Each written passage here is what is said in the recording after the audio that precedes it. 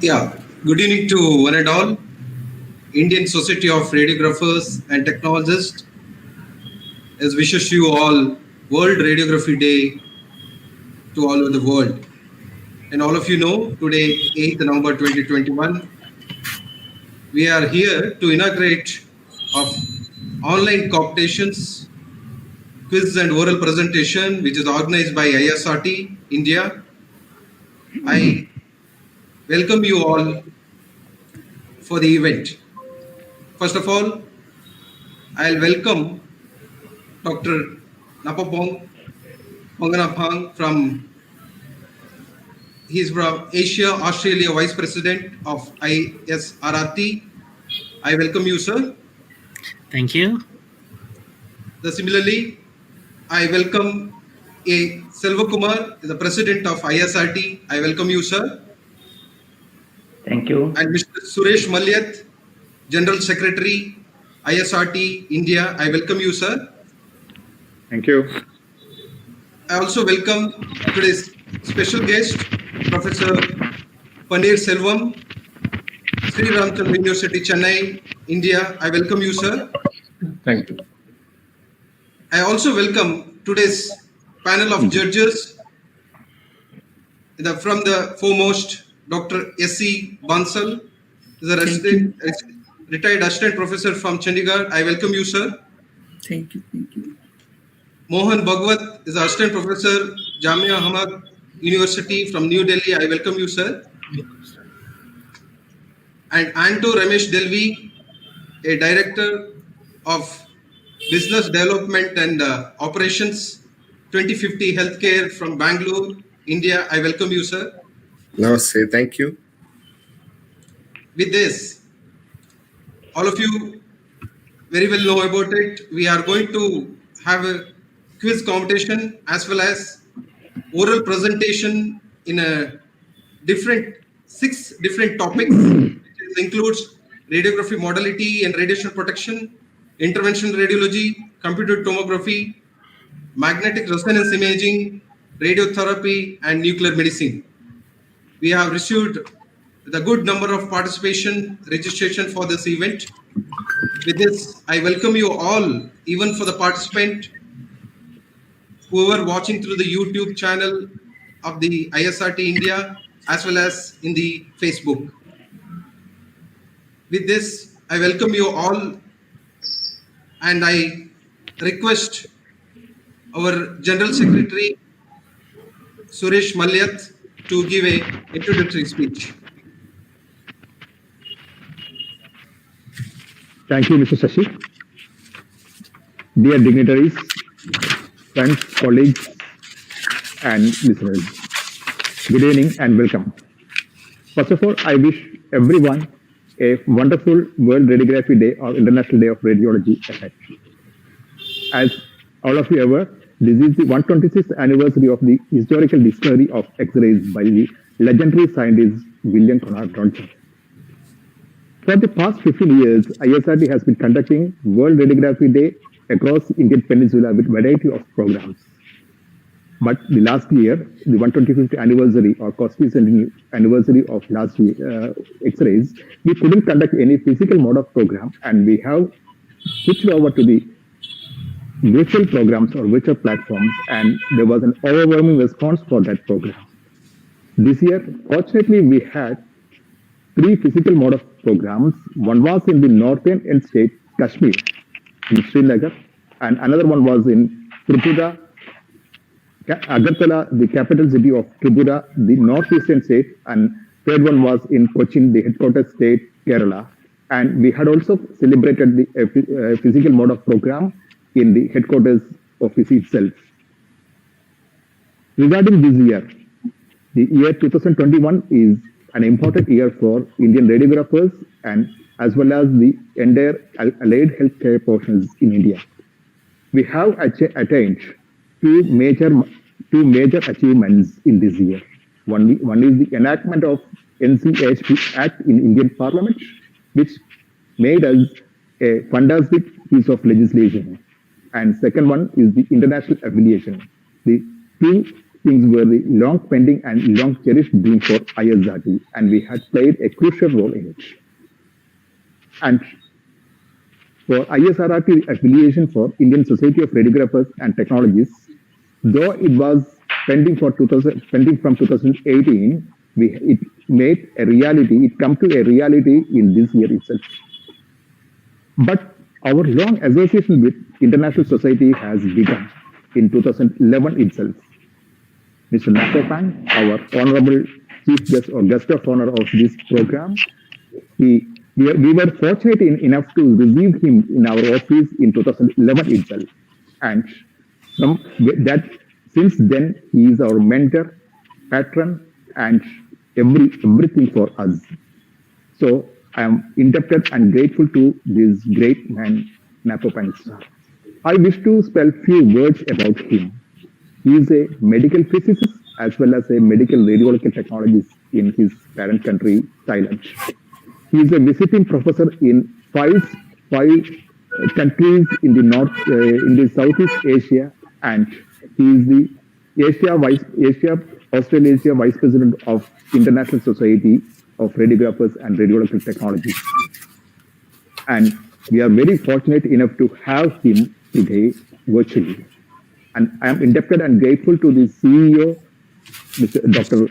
Dimitris, and to our President, Donna Newman, ma'am. Also, I thankfully remember the name, Madam Percy Peter. He's an Indian origin radiographer from South Africa, and I'm indebted and grateful to everyone for affiliating Indian Society of Radiographers and Radiological Technologists to ISRT or International Society. Thank you all. I am giving my mic to our Mr. Shashi Shetty. Thank you. Thank you, sir, for the wonderful introductory speech. Now, I request our today's chief guest, Dr. Napopong, to give a inauguration of our program and addressing the gathering. Thank you, and Namaste, India. This is a great honor of myself to be here on this program. Well, it's unfortunate that we cannot travel at the moment, but I hope we can travel soon. And I promise to go back to India. 10 years ago, as Suresh said, that I went to Kanyakumari and met with people from your society. And the relationship between myself as the representative from ISRT, the International Society of Radiographers and Radiological Technologists with ISRT has started 10 years ago. And it became reality when we had a council meeting during the last World Congress in Dublin in Ireland to officially accept ISRT as our member. And I would like to congratulate to President Salva Kumar, the ISRT president, and also the executive committee of the society on the occasion that you become the full member of the international organization. We actually, at the moment, represent more than 80 countries and regions around the world, with more than 500,000 radiographers and technologists worldwide as our member. And we are very, very pleased to have a new member from India joining the big family of ISRT. And again, today is World Radiography Day. I would like to wish happy World Radiography Day to everyone. This is to honor our pioneer, Professor Röntgen, who discovered X-rays today in 1895. And that's quite a long time, and we have achieved a lot of things. And of course, for the education and training and also advanced practice for the profession, that's the future, I believe, because when you can train the next generation, they will become competent professionals, radiographers and radiation therapists, and then at the end they will benefit to our patient and our world population in terms of using radiation in diagnostic and treatment of cancer. And today I'm so honored to be here to give the inaugurational speech of the online competition quiz and oral presentations. I wish for the success of the program, and again, happy World Radiography Day. Thank you.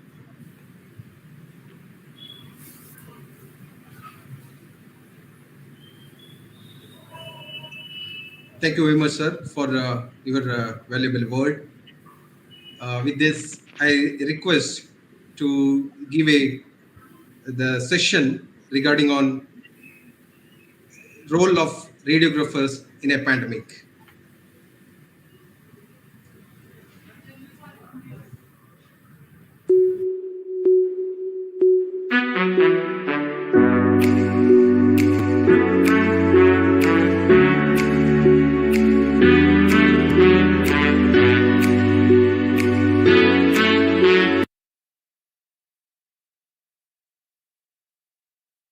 Greeting from Bangkok, Thailand.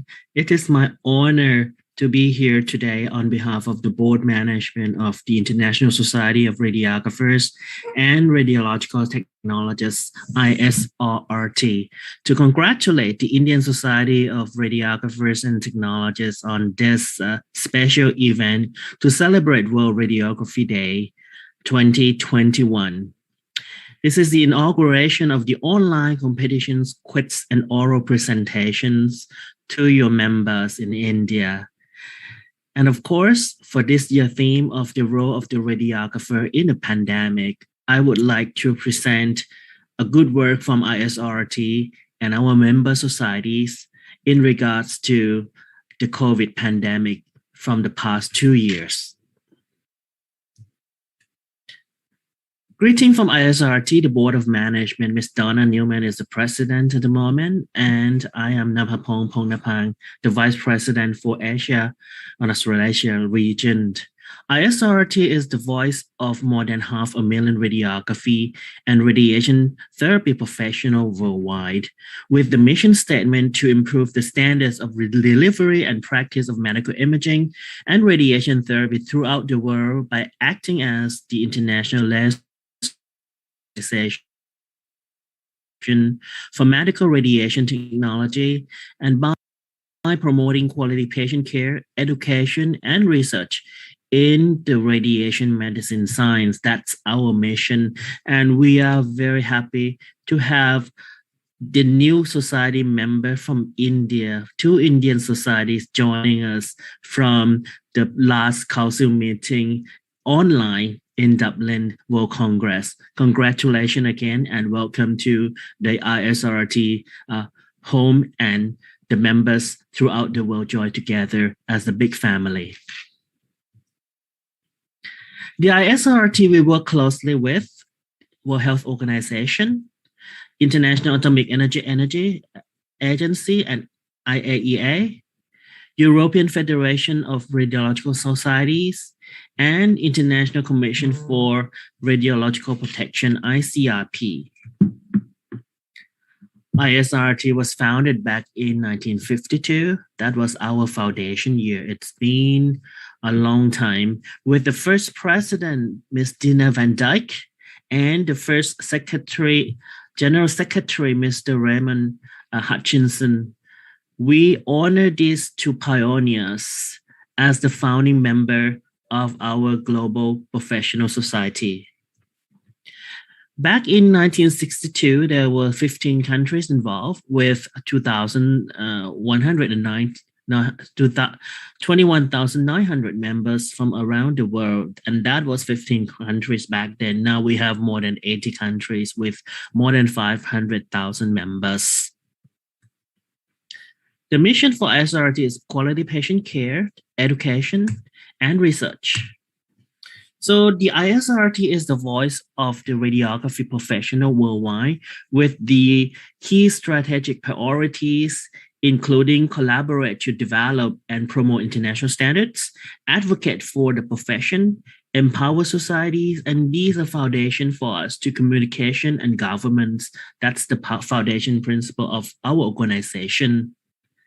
If you look at radiology now and then, we celebrate today as World Radiography Day because our founding person, Dr. William Conrad Röntgen, he discovered X-ray on this date back in 1895. It's been a long time, and radiography has been evolved and has been progressed over the years.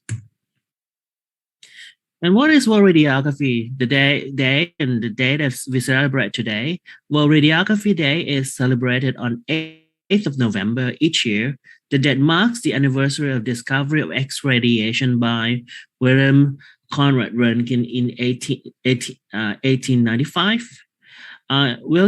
Wilhelm Röntgen is a professor of physics in Würzburg, Bavaria, in Germany, discovered X-rays back in 1895 accidentally while testing whether cathode rays could pass through glass because he did not know what ray were.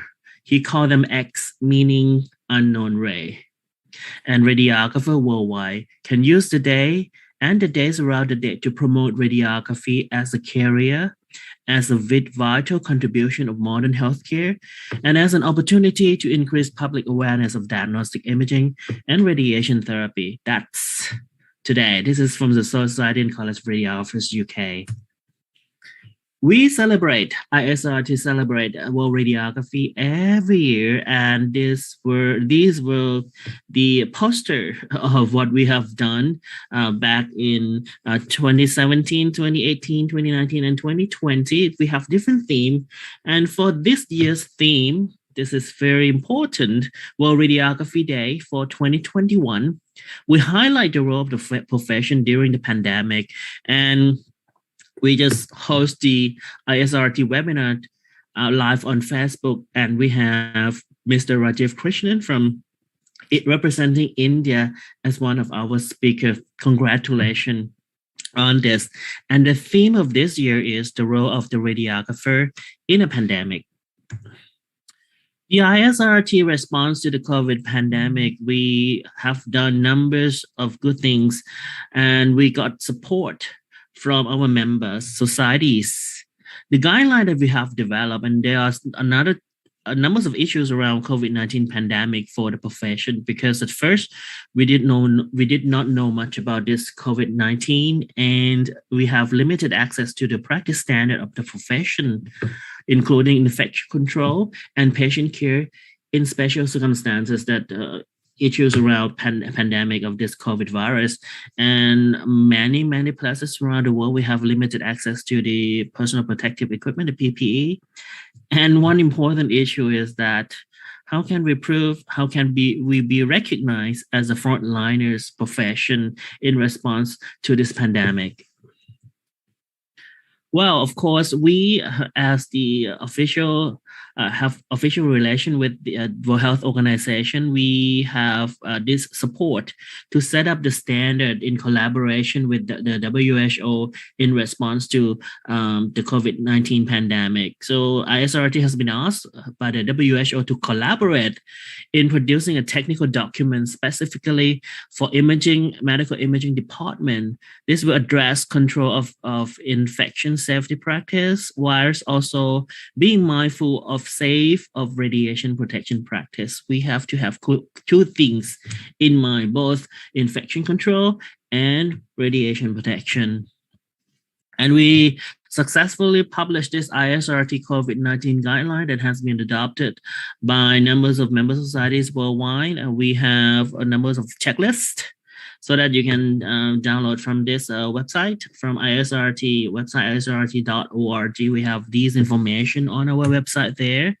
And for international collaboration, networking is one of the key foundation of the activity of the organization. We with numbers of the member society, and one best thing that happened to us is the Facebook Live. This creation of this program draw attention from radiographers and technologists worldwide to join together. We have done during the start of the pandemic, we have done like every other week with different topics. And we first started with topics around the COVID pandemic, and we got huge support from our member society from all around the world. We have also addressed response to what members need. The members can be member society of ISRT and members of the member society in each country. As we have more than 80 member society from all around the world, our members have different challenges. We do listen to them. And this, of course, has shown our involvement in numbers of webinars that we have hosted. And also things in common that we have found, including the standard practice in dealing with COVID-19.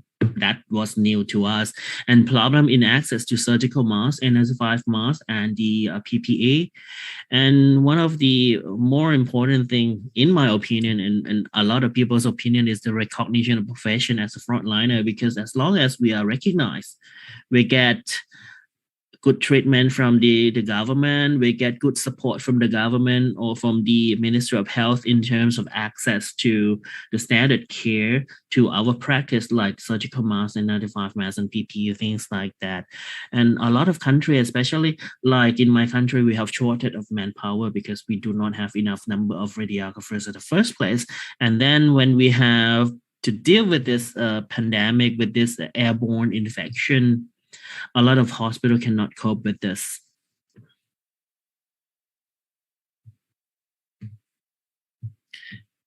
And responses from ISRT, we published number of publications, and this one from the left is the ISRT response document, appropriate and safe use of medical imaging and radiation therapy with infection control measures considered in addition to standard radiation protection procedure that was approved by the board since April 2020. And we also develop resources to member society to use in COVID-19 pandemic. You can download from our website. And for the recognition of profession in the frontline status, we host this webinar with the representative from around the world. From Europe, we got Philippe Jusson. From France, from Asia, we got Pichi Lunar. From the America, we got Reshma Mahipat from Trinidad and Tobago. And from Africa, we got Rungasami from South Africa. And the practice, again, varies from one place to another. And this is evident that radiography profession is among the frontliners in this pandemic. International perspective provide good evidence-based feedback to the authority in many countries where the professionals still struggle to get proper recognition. We hand in hand, we join together, we collaborate to promote the status of our profession. And this episode has been clicked to watch more than 10,000 times, with 78,000 plus people reached for the Facebook link. That was very successful episode. And around the world, like our colleague in Nigeria radiographers as frontline workers, we have News and View as our PR publication that we distribute. Now is online. Numbers of professional society that our members submit the news so that we can distribute this news throughout the world. And this is the example of how our Nigerian radiographers colleague responds to the COVID pandemic as the frontline workers. Part initiative to support recognition of frontline workers during COVID-19 pandemic from the Philippines. Pichi Luna has also published a very interesting article on our journal, on our News and View, about how did they do in the Philippines to get recognition. So lessons learned, COVID-19 has been a huge challenge, of course, not only to us radiographers, but to human. And COVID-19 is also a new kind of pandemic that medical professions have to learn how to deal with it quickly, but sometimes it was not quick enough. And radiographers and radiological technologists are one of the frontliners medical profession who provide imaging service to COVID-19 and the suspected COVID-19 infected patients. That's obvious. This is our role. And during the past 2 years, the profession has globally contributed not only to the professional services, but also academic and community service. We learn how to deal with the pandemic together, and we hope to overcome this huge challenge in human history together. That's all I have to say. Thank you very much, and thanks again for inviting me to involve in this webinar. And I do hope we can travel again soon and hope to visit you in India. Thank you.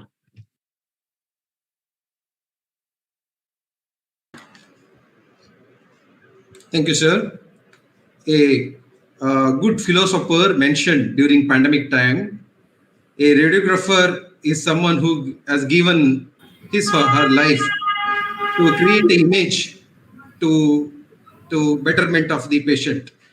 Thank you very much, sir, for your valuable word and dedication and effort to make a radiographer proud all over the world. Your talk on theme of the role of radiographer in a pandemic has given a boost to radiology technology field. Thank you once again, sir. Thank you so much. You're welcome. Thank you. So with this, moving forward, now I request our special guest, the Professor Paneer Selvam. He's a faculty from Sri Ramchandra University, Chennai, from India, to give an address to the students and to the whoever gathered here. All of you very well know about him. He is the one of the pioneer in the radiographer field in India, and he traveled all over the India. In each corner, he has given more than 500 talks in a different CME and conference and the lecture sessions. I welcome you, sir, for the further your talk. Thank you, Mr. Sashi. Wish you all a very happy World Radiography Day to all the faculties and the delegates. Very good evening to the distinguished chief guest, Dr. Napagong Pongnapong, the Vice President of Asia, Australia, ISRRT. As I was mentioning, we met nearly 10 years before in Kanyakumari along with Dr. Bansal.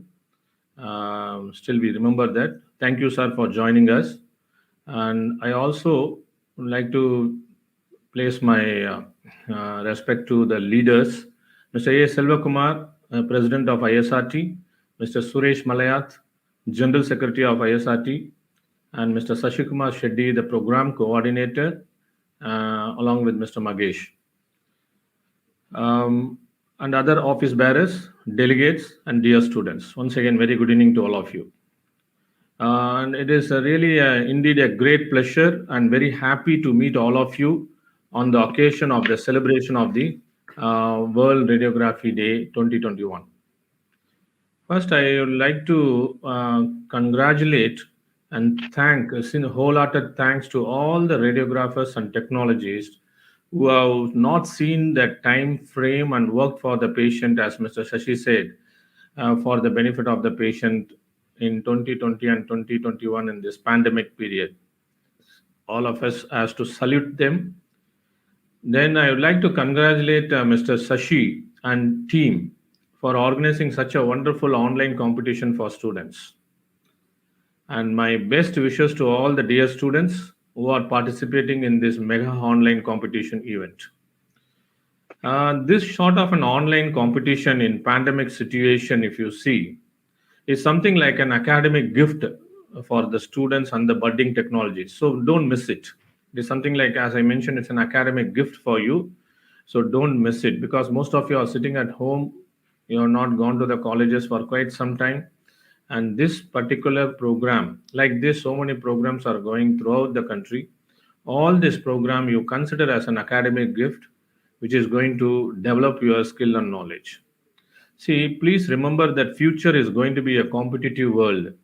Always Anto and me used to discuss that the future is not an easy one. It is a competitive world. So all of us should have an intention as well as the interest to upgrade our skill and knowledge. That only can support us in future. It's a very important thing. We should never forget it. And all of us should also feel very happy as Mr. Suresh was mentioning that now ISRT is being associated with the international organization ISRRT. It's really a proud moment for all of us getting associated with the international organization. Okay. With these few words, without wasting much time, once again, I would like to thank all the office bearers for giving and organizing this wonderful event. And of course, Mr. Sashi is going to have a tough time of having a program for another, what you call something like a series of programs. And of course, for him, it is not a new one. He has done already. Best wishes to Mr. Sashi and team. And once again, thank you, Sir Dr. Napong Pongnapong, for joining us. Still, we remember the Kanyakumari along with AP Berry sir and Mr. Ranjit Singh. I hope you remember that. Okay. Thank you very much. Thank you very much. Thank you so much, sir. As always, your motivational word will boost every students, faculty, the staffs especially in the radiology fraternity. Thank you once again. With this, we'll move forward. Now I request Selva Kumar, a president of ISRT India, to give a vote of thanks. Namaste all. Very good evening, one and all. It is my pleasure and indeed a happy moment to be on this inaugural session of that World Radiography Day celebration conducted by our association ISRT. With that programs continue with that academic sessions, competitions, quiz programs by our society. It is my pleasure that Dr. Napopang, Vice President ISRRT and Regional Director Asia Australasia, is considered and accepted our invitation to inaugurate our session on the online competitions today as a part of the World Radiography Day Celebration 2021. Thank you so much, sir. It's our pleasure that we are associating with your organization ISRRT, and for the past 1 decade we are in continuing touch with you and making our professionals here to the next level of international. Thank you very much, sir. In spite of your very busy schedule, and today is a World Radiography Day, throughout world, so many programs. The morning onwards, we are watching that continuously, one by one, lot of programs from each and every section of that people from different parts of the world conducting programs. You are coordinating all the programs. In spite of this busy schedule, you accepted our invitation and kind enough to inaugurate our sessions. So first time we are having you directly in our program. Thank you very much, sir, for your kind words, and yeah, definitely with your guidance, we'll definitely go ahead with that international hernia. Thank you so much, sir. And I congratulate Mr. Shashi Shetty and his team for making this viable and wonderful program compressing year after year. They are making it programs here very fine-tuned one and appreciated by nook and corner of the Indian origins in India and outside. And thank you, Shashi Shetty ji and team, for making these efforts and make the very good program. And so many corners of the teaching institutions, I am getting appreciations regarding this program. And on this special occasion, my sincere gratitude and thanks to Mr. Suresh Malaji, our General Secretary, who untired efforts make our association into international hernia. Thank you, Sureshji. With your efforts, today our Vice President ISRRT is with us and make our program. Yeah, his presence makes our program a very good one. Thank you for that, Napopangji and Sureshji. And is Mr. Suresh Malad is the backbone of our association and make all these efforts to take pain and make the instrumental in keeping ahead. And Mr. Professor Panniselvam sir is very much with us. He is that association, or he is the backbone of that all the programs, all the pioneering visions to make these scientific programs a great level.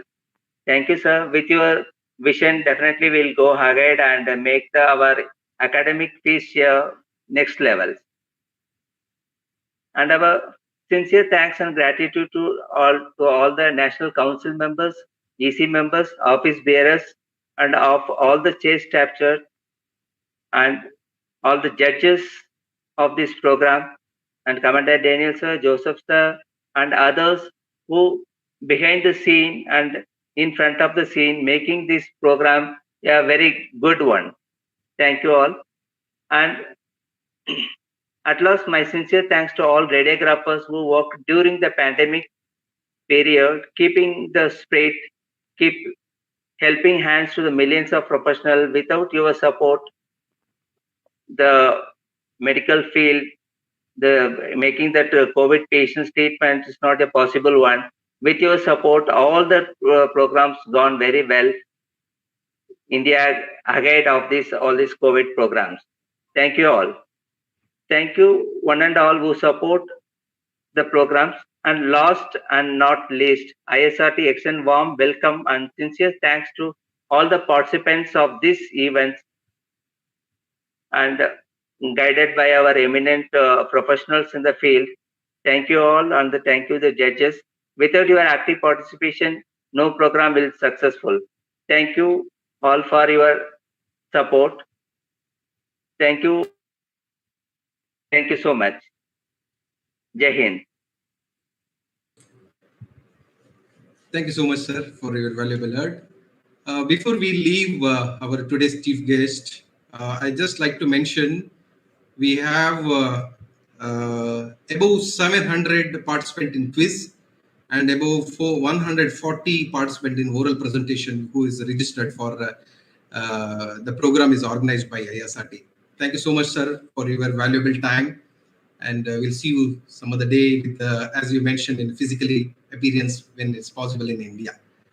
We will move forward for student presentation henceforth. First of all, I congratulate the participant who selected for the best 4 in the topic of radiography, modalities, and radiation protection. As I mentioned, we have 4 best presenter today out of the N number of registration. We have a first presenter, Aisha Anwar. She's a student from UCB MSH Basic and Life Science College, Dehradun, Uttarakhand. She's going to present in the topic of production of X-rays. And similarly, the next presenter is Josvita Monterio. She's a student from Anapoya deemed to be University from Karnataka. She's going to talk about radiation safety in dental radiography. And next presenter, we have Saina Soni. She's from School of Medical Education, Gandhinagar, Kottayam from Kerala. She's going to talk about computer radiography. And the last presenter, we have a Tansia Perez. She's a student from KSAD Medical Academy, NITI deemed to be University from Karnataka. She's going to talk about radiation protection in radiology. I request Mahesh sir, who is the behind of all this technical part, to give a preference to the video in further. And please, judges, please note, after all 4 presentation is followed by question and answer session. Our Anto sir is the first judge of the today, and as well as after the Anto sir questions is followed by our Honorable Dr. S.C. Bansal sir and followed by Mohan Bhagwat sir. Over to Mahesh sir. Of presenter who is going to talk in the topic of radiography modalities and radiation protection. We have a first presenter, Aisha Anwar. She is a student from Basic and Life Science College from Uttarakhand. She is going to talk in the topic of production of X-rays. Hello everyone, my name is Aisha Anwar. I am a student of BMRIT third year studying in Uttaranchal PG College of Biomedical Sciences and Hospital, Dehradun. Today I am going to present a topic called X-ray production through my presentation. Let's start the topic.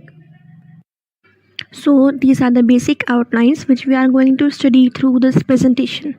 Let's start with the first one, that is introduction. Firstly, we should understand the basic construction of the X-ray tube. The X-ray tube is made up of Pyrex glass that encloses a vacuum and contain two electrodes. The electrodes are designed so that electrons produced at the cathode can be accelerated by a high potential difference towards the anode. Electrons are produced by the heated tungsten filament and accelerated across the tube to hit the tungsten target where the X-rays are produced. Basically, the X-rays are produced by the energy conversion when the fast-moving stream of electrons are suddenly deaccelerated in the target anode of the X-ray tube. Let us review the atomic structure. We all know that in 1897, J.J. Thomson discovered a negatively charged particle which is much smaller than any atom, which came to be called as electron. Based on the work of Rutherford and Bohr, a simple model of atom may be visualized as a massive positively charged nucleus surrounded by the electrons in orbit of specified diameters. The nucleus of an atom is made up of several types of elementary particles termed as nucleons. Of the nucleons, only protons and neutrons will be considered in the discussion because they are only those ones spotted outside the field of nuclear physics. The electrons are negatively charged revolving around the nucleus. Because an atom is always electrically neutral in its normal state, it must contain an equal number of protons and electrons.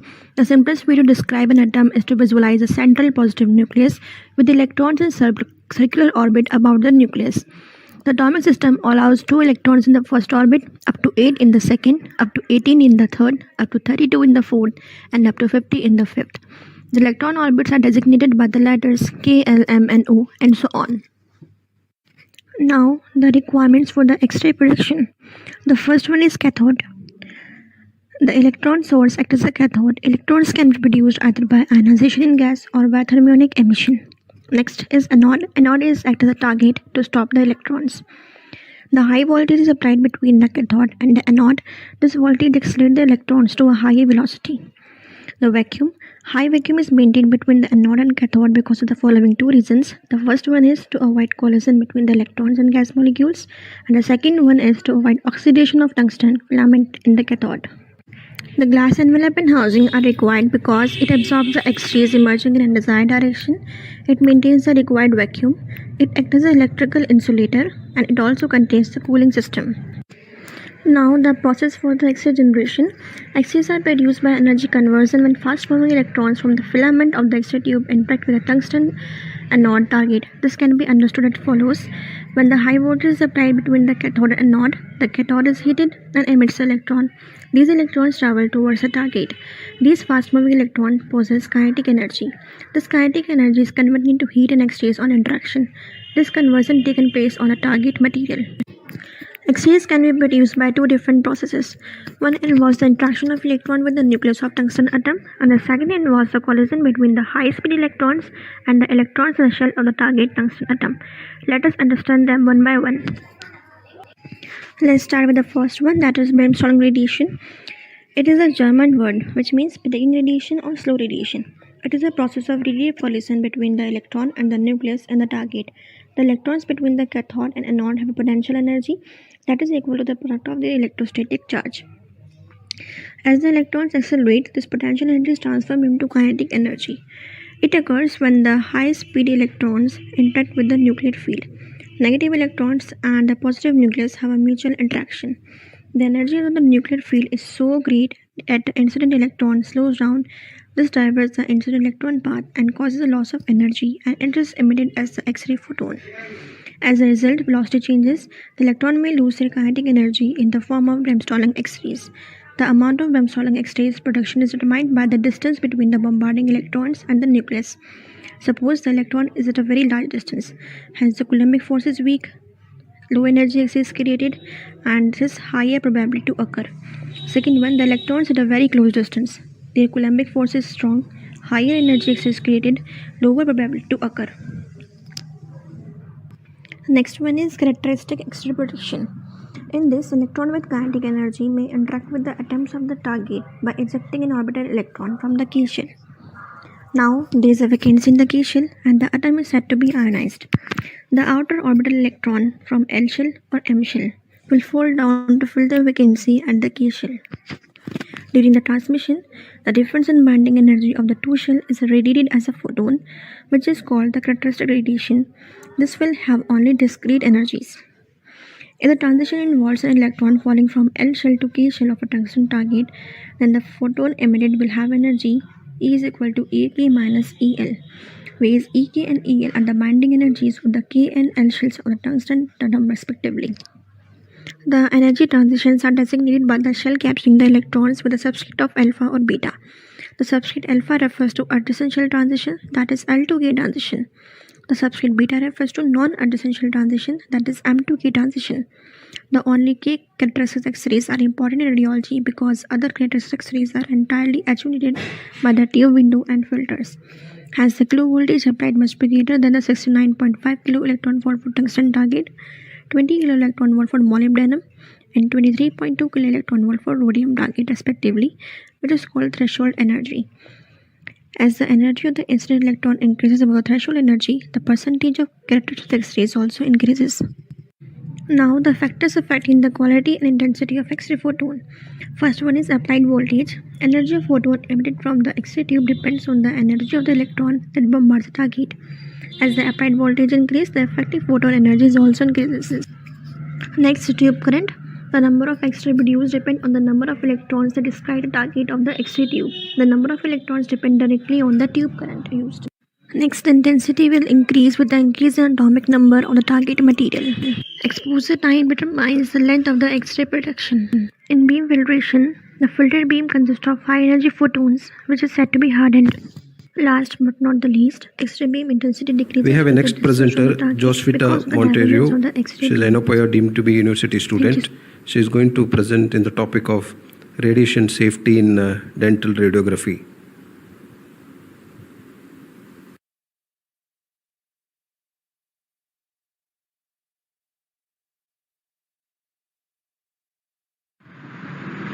Hello everyone, myself Josvita Monteiro, MSc MIT student of NOPIO deemed to be University, here before you to present my oral presentation on the topic radiation safety in dentistry. The reason for the topic selection is nowadays demand for dental X-ray is quickly increasing worldwide. Radiograph is the most important diagnostic tool in dentistry which helps in diagnosis and treatment of dental problems. So coming to what is dental X-rays? Dental X-rays help dentists to visualize disease of teeth and surrounding tissue. According to World Health Organizers, around 60 to 90% of school children and nearly 100% of adults have dental problems. X-rays in dentistry are the common source of radiation exposure. So coming to the uses of dental X-ray. Dental X-ray images help dentists to diagnose, plan and monitor both treatments and lesion development. Usually X-rays are taken during dental treatment, dental surgery, dental implants, orthodontics and for many more purposes. These are the dental X-ray equipments used for taking dental images. So we can see the first image showing the intraoral dental equipment, cephalometric dental equipment, panoramic X-ray equipment and cone beam CT dental equipment. And these are different techniques that use radiation to produce dental images. These are the dental images: intraoral X-ray image, panoramic X-ray image, cephalometric X-ray image and cone beam CT dental image. Each of these dental images are used for a different purpose. Each technique uses a different amount of. This is the radiation exposure chart, which shows amount of radiation exposure received under each technique or different X-ray sources. The amount of radiation received in intraoral, cephalometric and panoramic X-rays are less compared to CBCT scan. Coming to the types of radiation protective equipment used in dental department, like lead apron, lead shield, and this lead shield is having a lead glass window so that the operator can watch the patient through this window, and the thyroid shield and gonad shield. These are the radiation protective equipment used, and this will protect from the radiation. Surrounding area of dental X-ray equipment must be protected from radiation to avoid exposure to persons away from the radiation source, so that the primary beam never be directed at anyone other than patient. Patient should be positioned such that the X-ray beam aimed at the wall of the room and not through the doors or other opening where people may be located.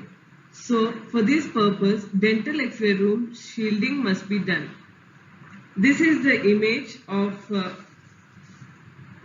guidelines provided by Atomic Energy Regulatory Board for dental room shielding. Primary barriers should be incorporated in any part of the floor, ceiling or wall of the room at which the beam is fired. Secondary barrier in the wall provide protection against scattered or leakage radiation. Wall, doors, windows of the room should be provide protection against radiation. Outside the dental X-ray room, warning light and placards should be kept to give awareness to the people. Now coming to the protection for patient, like prior to the radiation exposure, like we have to see for the proper prescription and proper equipment should be selected. And during exposure, thyroid shield, lead apron, proper exposure factors, film holding device, fast film, rectangular collimator. Like this, if we are following these techniques, we can reduce the radiation dose. And after exposure, like proper film handling, film processing, and proper interpretation should be done.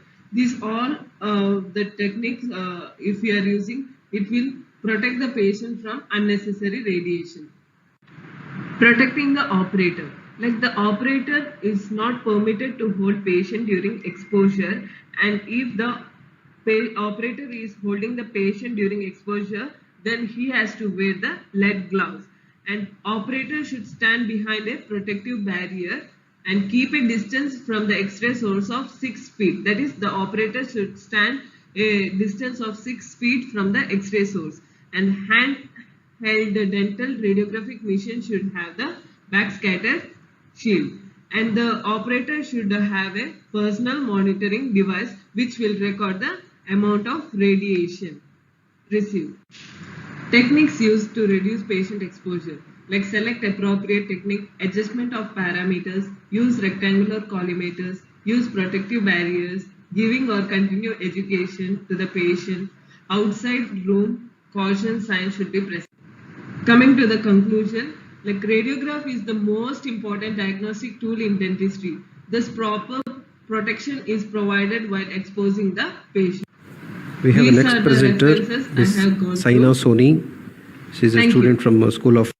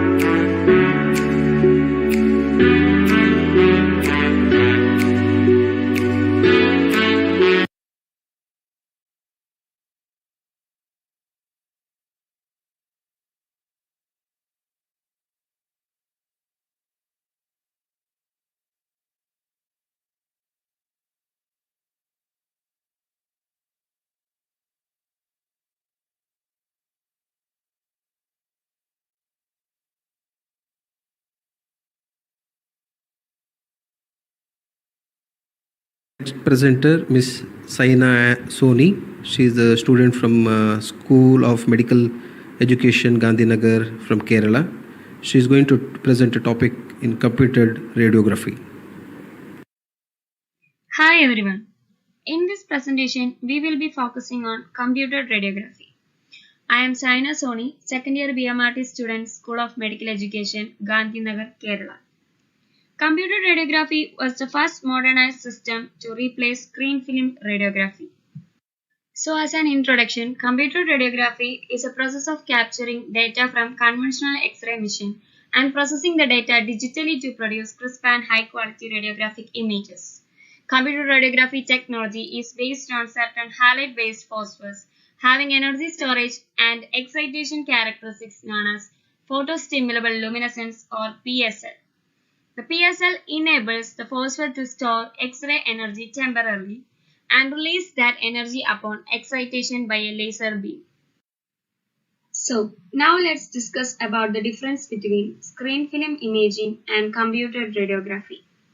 Both screen film imaging and computed radiography use an X-ray sensitive image receptor. In screen film radiography, we can see films inside the cassette, and in computed radiography, we can see PSP screens inside the cassette. Both were encased in a protective cassette. And both can be used interchangeably with any X-ray imaging system. That means we don't have to exchange or refurbish our X-ray rooms. We can use the same equipment. The only difference is how the images are extracted. And both carry a latent image that must be made visible by processing.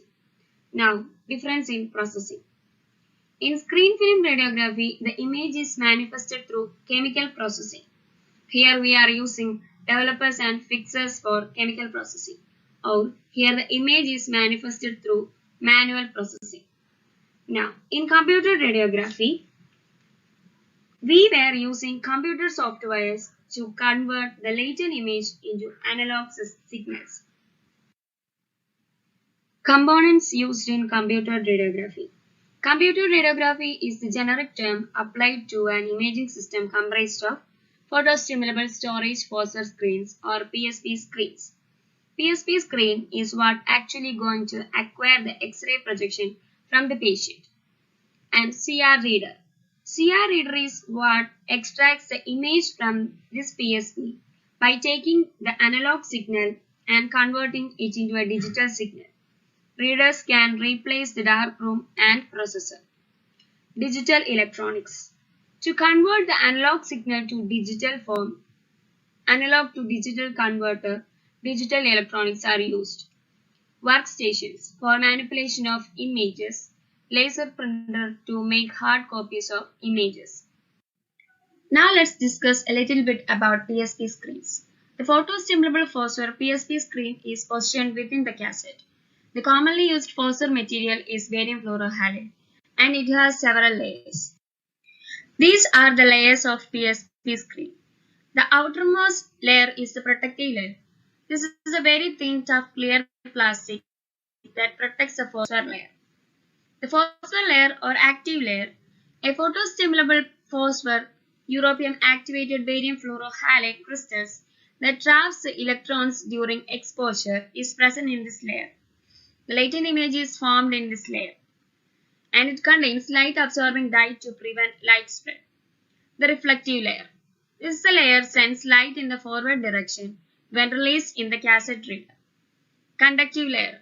This is a light absorbing layer made up of conductive needle-like crystals that absorbs any unreflected light as well as any electrostatic charges. Support base layer. Polyester base layer gives structural rigidity to the PSP screens. Light shielding layer. This is a carbon particle layer that prevents the light from leaking from the rear of the imaging plate. Backing layer. This is to absorb backscatter. This is the soft polymer that protects the back of the cassette, and the barcode reader is placed here. Doping of PSP. PSP plate is coated with European activated barium fluorohalide crystals in the phosphor layer. Doping of European creates defects in the barium fluorohalide crystals that allows electrons to be trapped more efficiently. Now let's discuss about the action of X-ray exposure in PSP.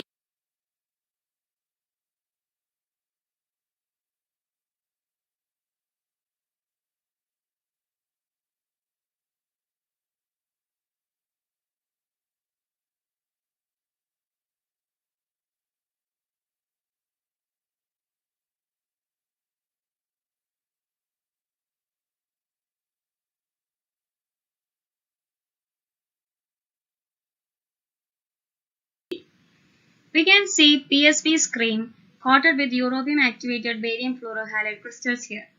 When the PSP screen is exposed to X-ray photon, the X-ray excites the europium atoms causing ionization to europium atom.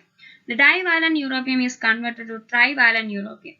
The electrons are raised to higher energy state in the conduction band, where they are free to move until it is trapped in the F center. It is a metastable state, and the number of trapped electrons per unit area is proportional to intensity of X-rays incident at that location. These electrons constitute the latent image in computer radiography. Now let's go for the processing of latent image in computer radiography. The CR cassette with the latent image is placed in the reader and the PSP is extracted and raster scanned with intense red laser beam. The laser beam stimulates the electrons trapped in the F center, and these electrons leaves the high energy conduction band to lower energy valence band, and these electrons are reabsorbed by the europium atoms. This involves the liberation of high energy, and this is done by the emission of blue-violet light. These light signals are detected by photomultiplier tube that amplifies and sends it to digitizer. The analog to digital converter digitizes the signal. It is assigning numerical value of each photon. The final process is erasing. Not all electrons have came back to the initial phase after reading. System automatically erases the plate by flooding it with light to remove any electrons still trapped after initial plate reading. Exposure to a bright fluorescent light removes the remaining information in 10 to 15 seconds. The imaging plate is reinserted into the cassette for reuse. Any remnants of the previous image results in an artifact known as image ghosting. Here we can see remnants of a pelvis image in a chest X-ray film. Here are some other artifacts caused by damage in the imaging plate. This is a graphical representation of steps in image acquisition and processing in computer radiography. Here are some advantages and disadvantages of computer radiography. PACS system is possible in computer radiography.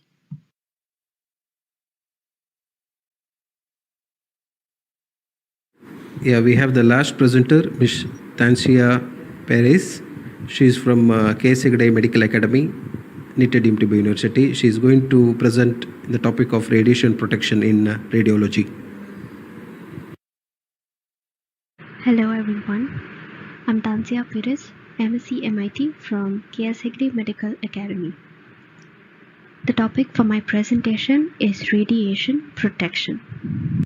Now as we begin, let us take a look at some pictures. Here we see hydrocephalus, induced burns, infertility, carcinogenic effect, spina bifida, cataract, and that is microcephaly. Now why have I shown all these pictures? That's because these are some of the effects of radiation on human biological tissue. Now that we have discussed so many effects that radiation can cause to us, let us move on to the main topic, that is radiation protection. How we can protect ourselves from all these radiation effects. What is radiation protection? It is basically the steps taken by the radiation worker to protect the patient, the radiation worker himself, and the general public from unnecessary exposure to ionizing radiation. So the main aim is to minimize the radiation exposure, at the same time maintain the quality of the radiographic images. The three principles of radiation protection are justification, optimization, and dose limit. Justification states that radiation must not be used unless it is recommended, that is, the benefits are higher than the risks. Optimization means that the magnitude of the doses, the number of people exposed, and all that should be optimum. It should be as low as reasonably achievable. And the dose limit. It should be set to ensure that no individual faces unacceptable risk of high dosage. And based on these three principles of radiation protection, there was an acronym by NCRP called ALARA, as low as reasonably achievable. But then there is some glitch, right? As low as in the dosage, if they are really low, what about the quality of the image? So hence it was later changed to Alarp, that is, as low as reasonably practicable, which means that the radiation dosage should be low. It should be reduced as far as reasonably practicable. At the same time, a good quality of image has to be maintained. The three cardinal principles of Alarp are time, distance, and shielding. Under time, we must know that the dose to the individual is directly proportional to the duration of radiation exposure. So the longer time the patient is under radiation exposure, more will be the effect. Second principle is distance. So as the distance between the source and the person increases, the radiation exposure will decrease. And this is based on an inverse square law, which states that the intensity of radiation is inversely proportional to the square of the distance from the source. So if the distance is doubled, the intensity of radiation will be divided by 4. And the third principle is shielding. So a shield is a material that attenuates radiation, that does not allow radiation to pass through it or cuts down the radiation that passes through it. We have X-ray tube shielding, room shielding, personal shielding, and patient shielding. The room shielding is further divided into primary protective barriers and secondary protective barriers. In primary protective barrier is the one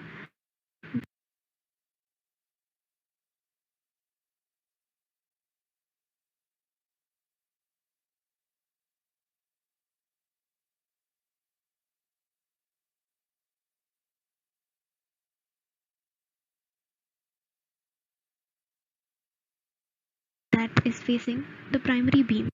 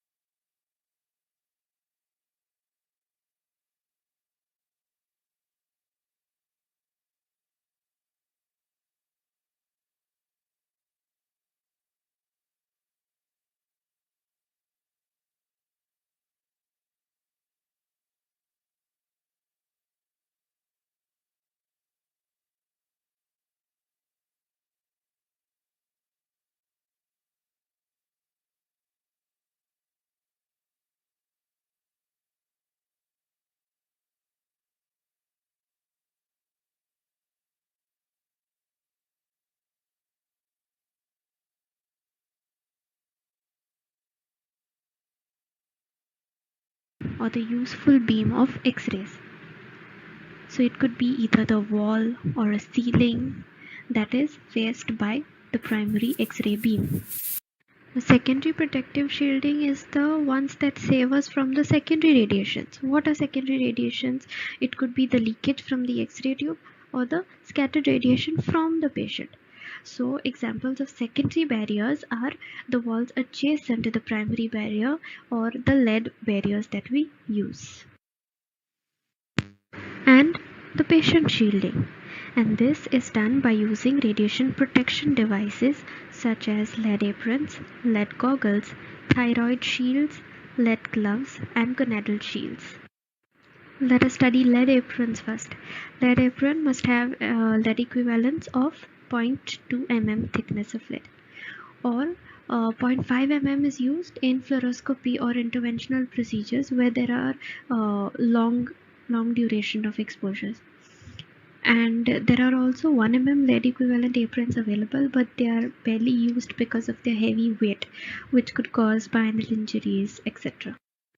Now, a solution to the problem of heavy weight of lead aprons is that the availability of lead-free aprons. These are made using tungsten or antimony or bismuth, aluminium, tin, titanium, etc. Gloves.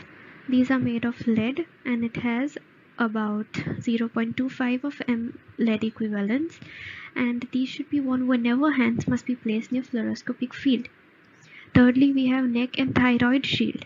These are used in general fluoroscopy or X-ray special procedures. Okay, and they should have minimum of 0.5 mm lead equivalent. Protective eyeglasses protects the eye lens of occupational workers or technicians from scatter radiation. So these have minimum of 0.35 lead equivalents and up to 0.5 mm lead equivalents as well. Next is gonadal shields. These protect the reproductive organs from exposure to radiation in males and females, and these have of about 0.5 mm lead equivalents, and these are of different types like flat contact shields, shadow shields, shaped contact shields, or clear lead shields. So here is a chart showing the dose limit recommended by the ICRP, okay, for an occupational worker as well as a public, that is a patient, okay, for the different parts of the body. For your patient listening, I hope you have followed what I tried to explain through the course of my presentation.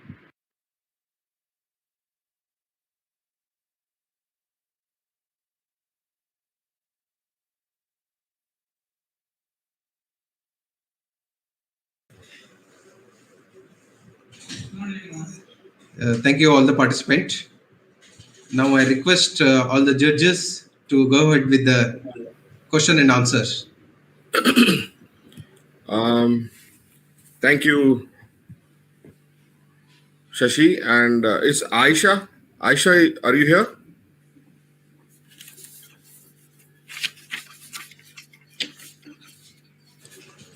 I request all other the participants, please keep a camera on. Aisha, are you here?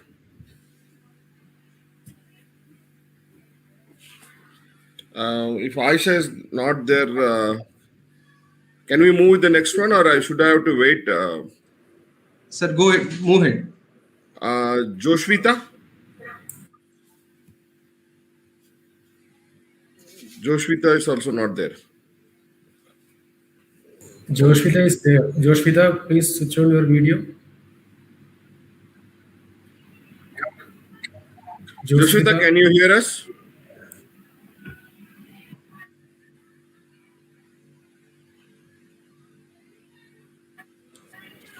Sir, you can ask a question to the next person, then you can come back.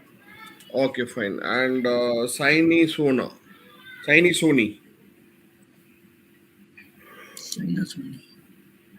Saina Soni. Okay. I think these three people are not. Am I audible, Shashi? Okay. Yes, sir. Yes. I'll move on to Tanshia. Tanshia? Yes, sir. Okay. And thank you, Tanshia. I think you have spoken about radiation protection and good attempt. Only two things I want to know. What about the you have spoken about protective devices, and what about the measuring devices used in radiation protection? Yes, sir. There are measuring devices. Basically, the mostly used is the TLD batch that we use in day-to-day. What is TLD? Thermolucent dosimeter. Okay. Anyway, good. And only one question to you is, see, in your slide you have mentioned 2 MSV dose for pregnancy. So the latest update, it has been 2 years, it is 1 MSV. I think if you know, it's not a problem, because you are going, because in an MSc student, you are going to train your other team members, and wish you all the best, Tancia. Thank you, sir. Sir, over to you, sir. Okay.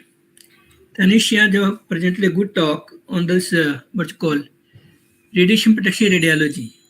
Thank you, sir. What are the room size for this general radiography, for fluoroscopy, for CT? Can you explain? What's the recommendation for the room size? So it depends, like 2 meter by 2 meters. And basically in radiation protection, we focus on the thickness of the walls, sir, because of if either the walls are lead line, or the brick size thickness should be, if it is brick, then it is around 23 centimeters. And if it is concrete, it is around 15. I'm not asking the thickness of the barriers. I'm asking about the room size. So 2 meters minimum by 2 room meters. size, no? it is 50 feet, 100 feet, 220 feet. What's the recommended size? Oh, It's a good topic. You cover so much things, but you yeah, left this, no? Yeah. yeah. Tansya, don't get panic. Sir is Yeah. going to teach 10 you meters. also. Yeah. 10 meters by 10 meters, sir. For fluoroscopy, radiography, CT scan. So X-ray room layout. What is fluoroscopy? So yeah, So X-ray can use. you're not telling exactly. You just guesswork, no? You're not sure, no? So 10 meters, I am sure about X-ray layout. What the meaning of 10 meter, no? Sorry, sir. 10 meter. How much feet? How many feet? Feet. So I wouldn't know that exact amount. You can't convert, no? Anyhow, good. So you have to learn this thing, no? Okay. Next time you come. Yes, sir. Please, Mr. Bhagwat.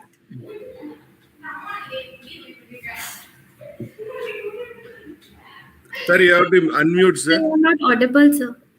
Mohan sir, you have to unmute your... Mohan sir, you have to unmute, sir. Unmute, please. Unmute from there only. Yeah. Now we are able to hear you, sir. Tansya, Yes, first sir. I would like to appreciate your braveness. That in front of the senior teachers, you came and presented your paper. It's not an Thank easy you, job. Thank you, sir. The topic was that you have chosen radiation safety, one of the most important chapter we are teaching in the classes. Though much part goes to the medical physicist, but one should learn the basic principle of safety. You have you was advocating the use of lead apron, gonadal shield, thyroid shield, or that's for whom? For the radiographer or for the patient? So in most cases, if it is interventional procedures and all, as far as possible, the radiation worker has to use it. Because because occupational worker is the one who is in that radiation exposure for a longer duration compared to a patient. Right. But what about the patient? So Suppose in pelvic area and suppose cervical spine X-rays like that, then yeah, so for a patient, it is just once in a while. So when we can use, if it is not affecting the area of interest, then we can use these radiation protecting devices. But if not, sir, this dose is at least in X-rays, it is quite less. So and hormesis tell us that a little amount of radiation is good also. So it is not very, and we also, you said the distance between the X-ray tube and all, so that also is quite I'm reasonable. not asking that. The distance is the God So gift. the dose More is the not very distance, more the safety. I'm Sir? asking is the use of radiation protection devices which you are advocating for different types of you have explained. So when we are going to read Alara Yes, sir. principles, then the word optimization. Yes, sir. So what is the optimization? You must opt all type of technique or method those are available to keep the dose minimum. Yes, sir. Okay. Yes, So sir. for that context, I was asking whether you will give the lead apron or lead thyroid shield or oral shield to the patient or not when you are taking suppose lower abdominal X-ray or doing for the pregnant. So not always, because X-ray exposure, sir, dosage is very low. So this is mostly used Yes, for the. Okay. you are very much right. Nowadays, our old books says that we must use this one, but Yeah. no. But The no. new general says that these things are not needed for the patient because patient coming for their own benefit. Yes, sir. So you have to receive the dose. Yes, sir. Only by giving one lead or one, we go for the last 70 years or 80 years. There is no accidental. Only thing that international radiology, the exposure dose is quite high and the patient are Yes, returning sir. That's with where the the percentage. valuable effects. Yeah, Yes, okay. Thank you. Thank you very much. Thank you, sir. Thank you, Tansya. Tansya, what we are all three wanted telling you is because being an MSc student, that's what. Otherwise, nothing to there. Yes, sir. Now, I would like to add that, sir, Bansal asked the question, which you say that to me, that walls should be thick and distance is the God gift. More the distance. So if room is larger, you are not going to thick wall or shielded wall.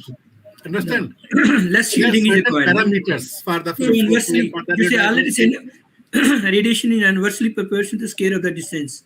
So naturally, less shielding will be required. Yes. Anyhow, it's a good presentation, but keep it up. Be confident. Yes, sir. Thank you, Tansya. Thank you, sir. Josvita, Yes, sir. am I audible? Yes, sir.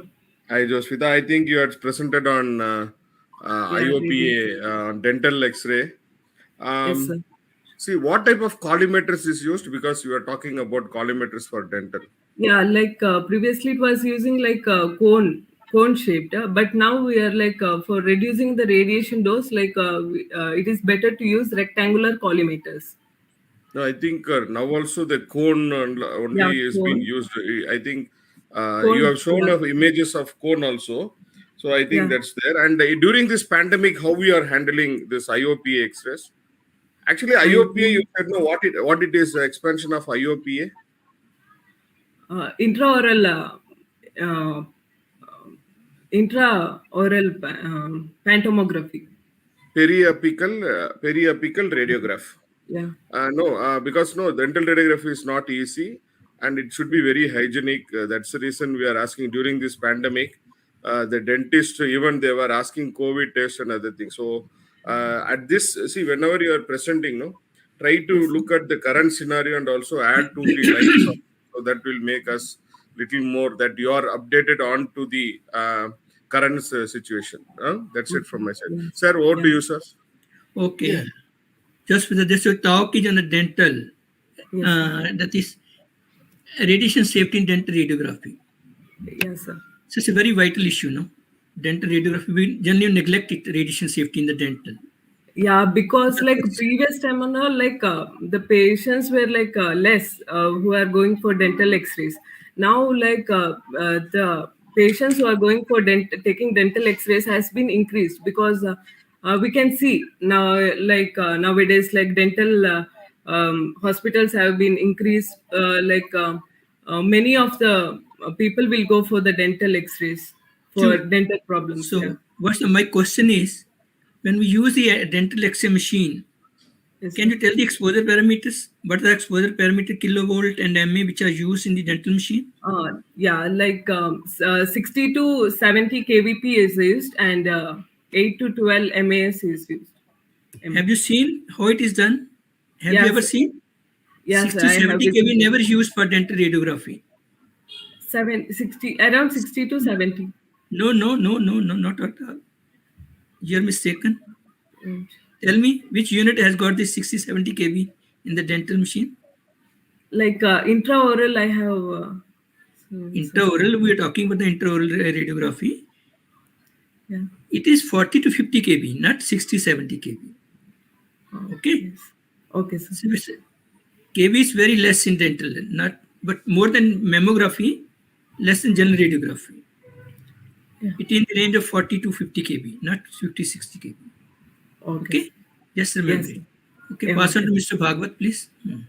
Hi, Josvita. Yes, sir. Very good evening. Good evening, sir. So how are you feeling after this presentation? Yeah, this is my first presentation I have done. So how are you feeling? Yeah. So, you have presented very well. Okay, sir. I would like to ask that most of the X-ray machines providing with the handheld exposure switch with the coilish wire. Why this design is given? Why the importance of it is to make the operator to stand away from the X-ray source. Like he can stand away from the X-ray source. And nowadays, like remote control, this thing has also been come. Like switches, remote control has been also been there, which helps the like operator can stand away from the X-ray source. And what is the purpose of local rule in the dental department? We are making some local rules there. Yeah, operator should not hold the film. Like he should not stand near the patients, and also he has to stand while exposing. He has to stand behind the lead shield, or he should be away like 6 feet. He should be away from the X-ray source. And then the X-ray beam should be not focused towards the wall. Towards the Sorry, operator, towards the door or any other openings. Like Good. to reduce the exposure towards the other environmental people. Good.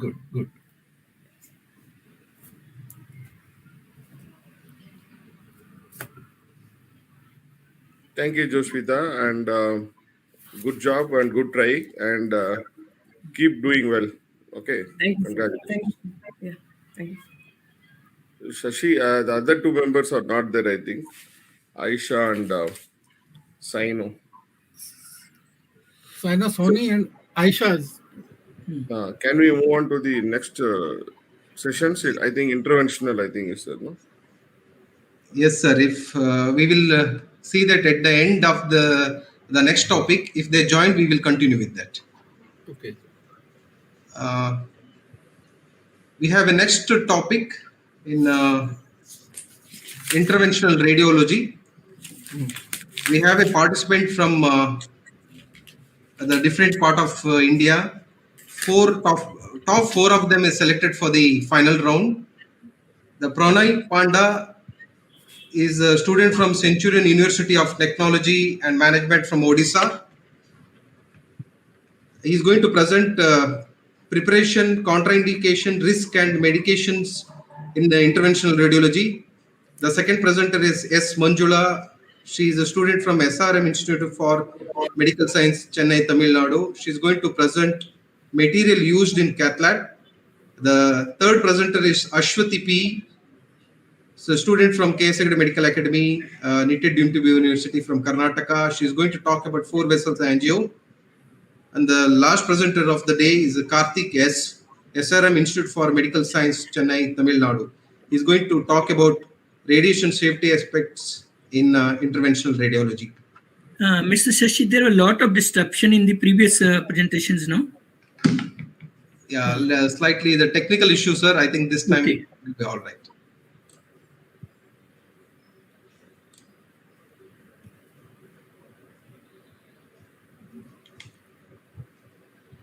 Yeah, Pranay, I think you can start your session, I think. Pranay.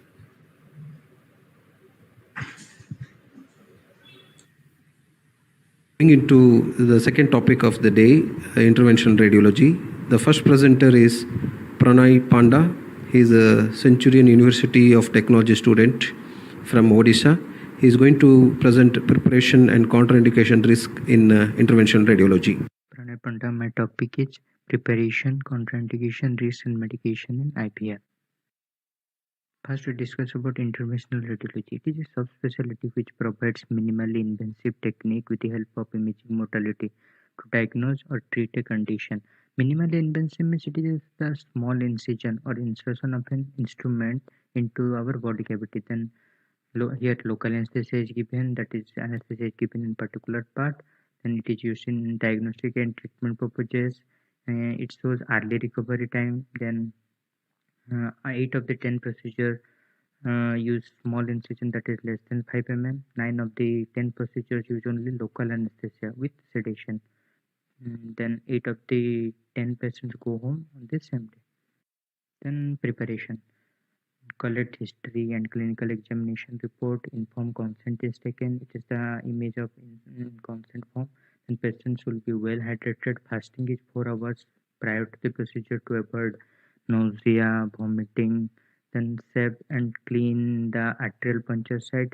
Gelatin sensitivity test is done, and urea creatinine level is must check before the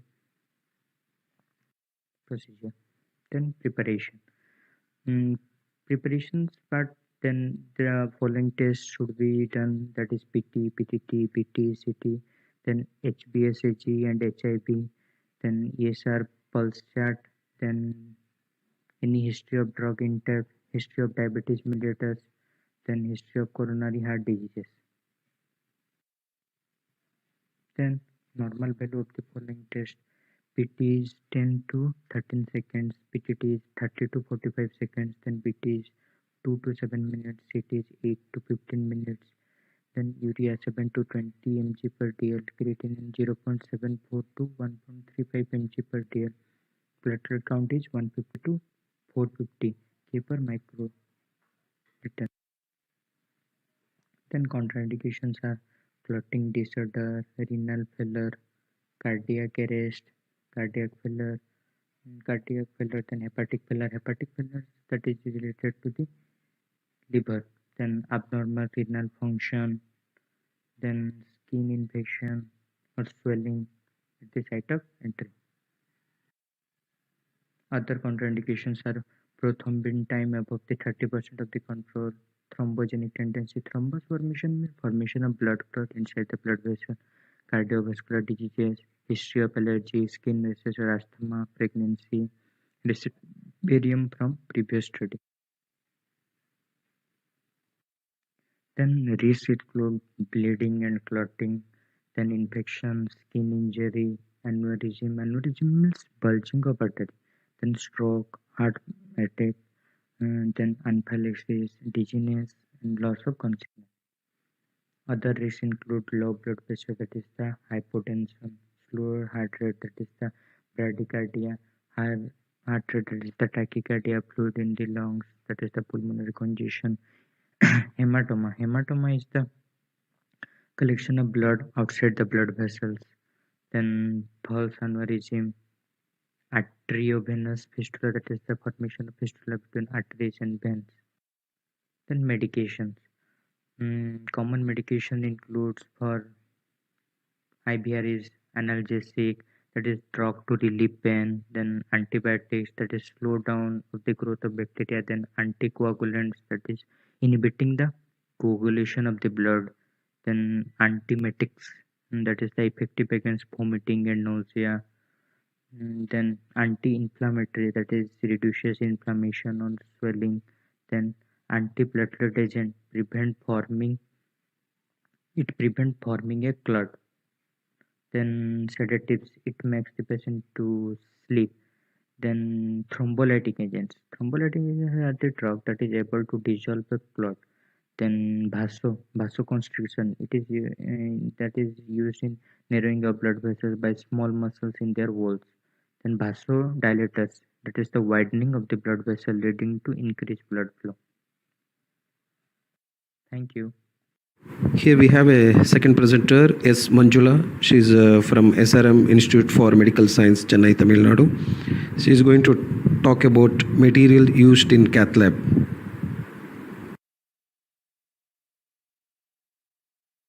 Warm wishes to all. I, S. Manjula, studying BAc MIT third year from SRM Institute for Medical Science, Vadapalli campus.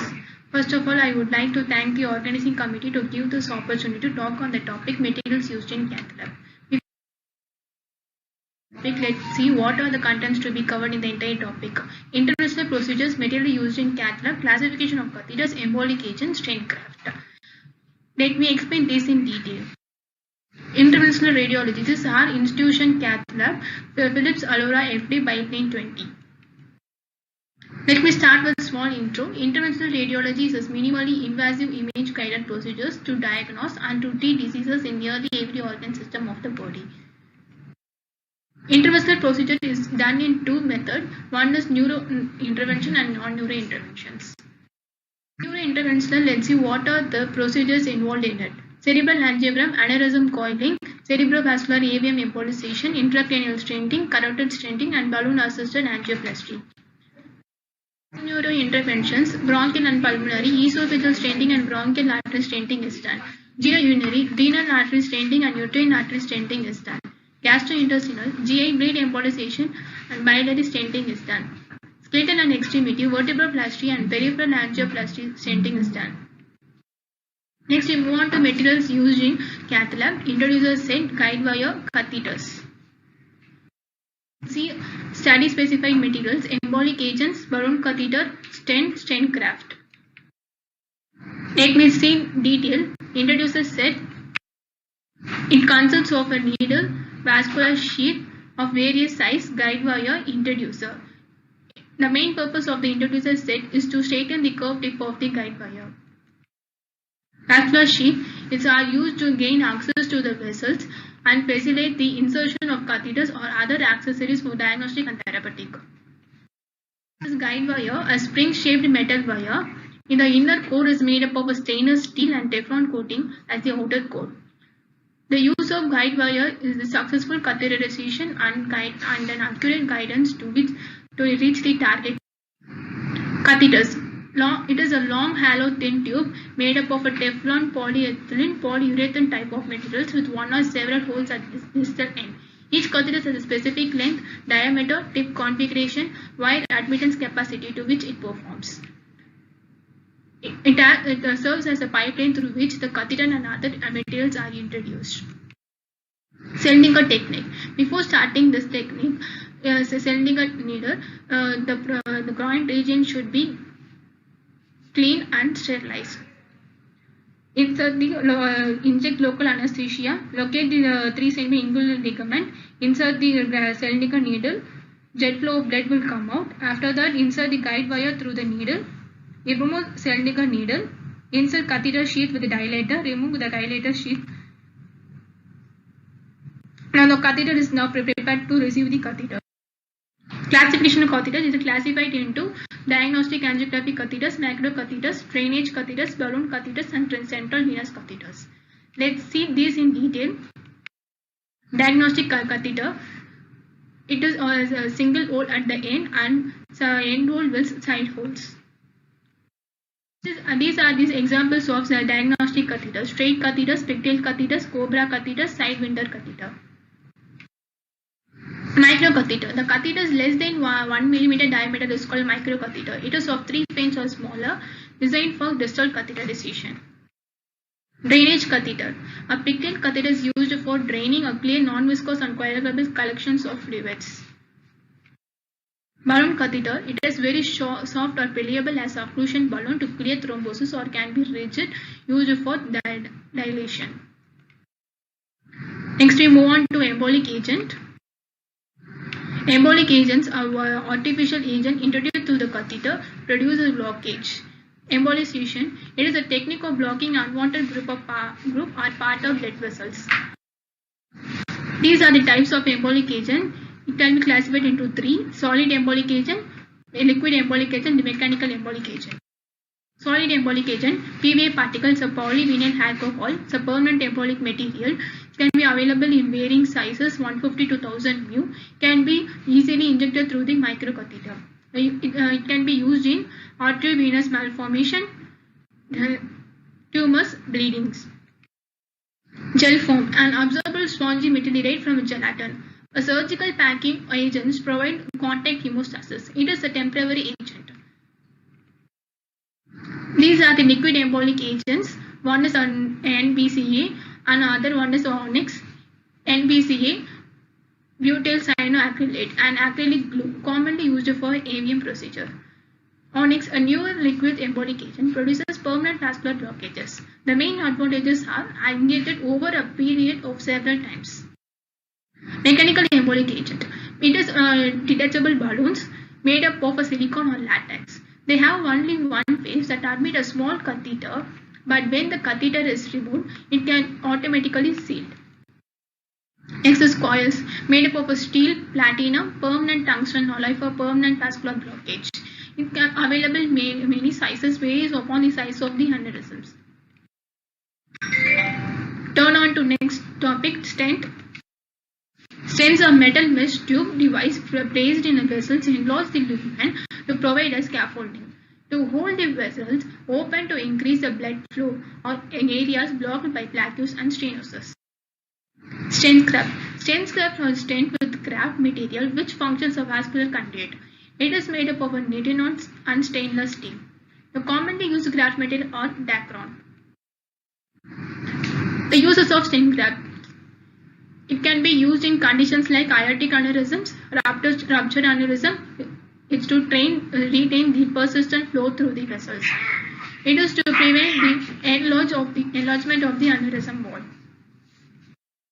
Coming to the end, let me conclude by saying interventional radiology is one of the specialized forms of a minimally invasive technique in certain pathologies to achieve the best and optimal results, which plays a vital role in both diagnostic and therapeutics. A sincere thanks to all my faculties and staffs. A special thanks to Mrs. R. Aguila, MIT Coordinator, Mr. N. Surendran, Radiation Safety Officer.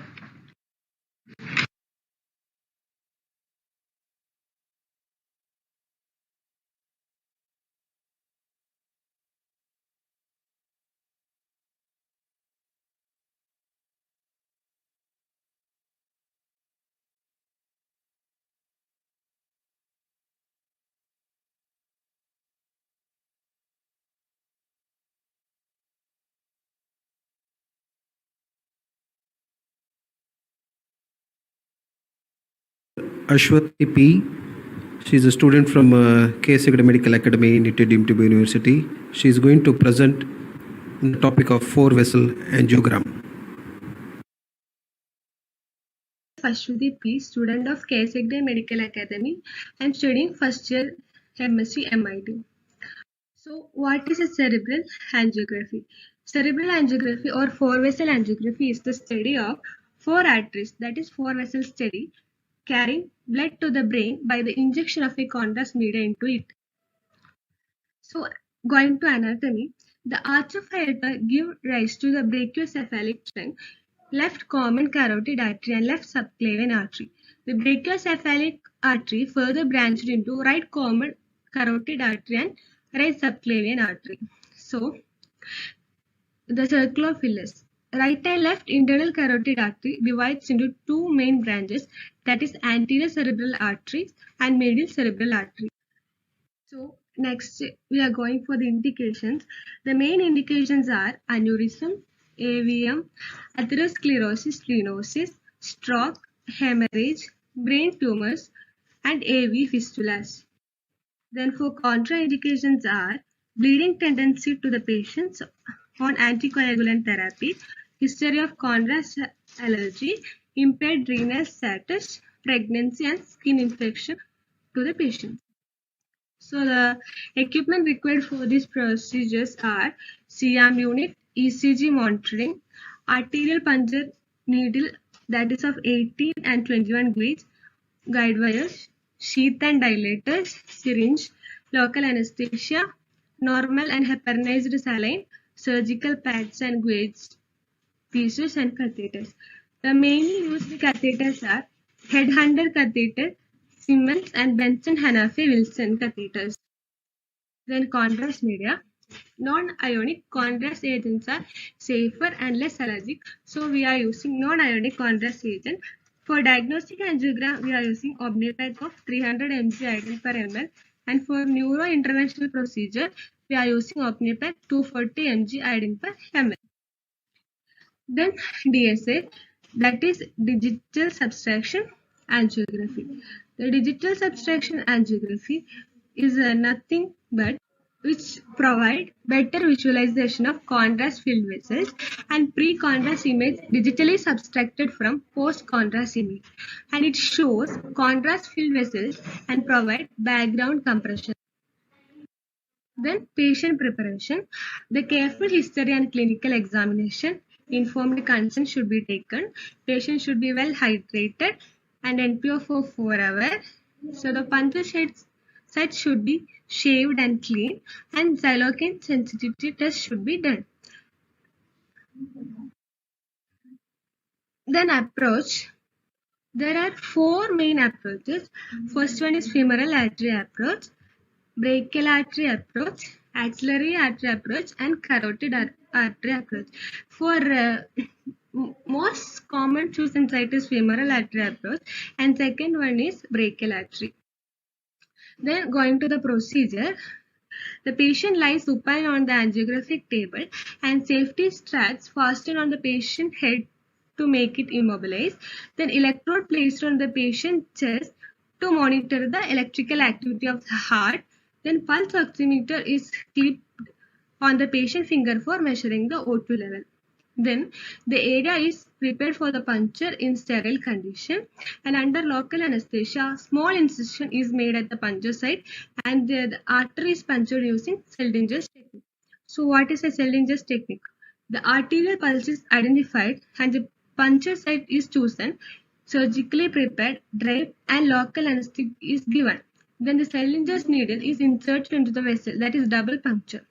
Then stillet is removed and flow of blood through the needle is observed to confirm the puncture. Okay, this one. Then the sheath wire, that is a temporary guide wire, is now inserted into the needle. Then the needle is removed. The sheath is advanced along with the dilator over the sheath wire. So next is filling. For carotid arteries, we are taking AP axial, lateral, and AP oblique. And for vertebral arteries, we are taking AP axial and lateral projection.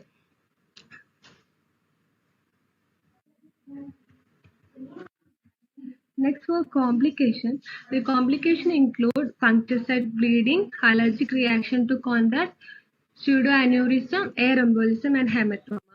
Then aftercares are complete bed rest is given, compression of puncture site for minute of 20, then monitoring of vitals and maintenance of fluid and electrolytic balance. So these all are my reference. Thank you. Yeah, we have a last presenter of the day, Karthik S. He's a student from SRM Institute for Medical Science, Chennai, Tamil Nadu. He's going to talk about radiation safety aspects in interventional radiology.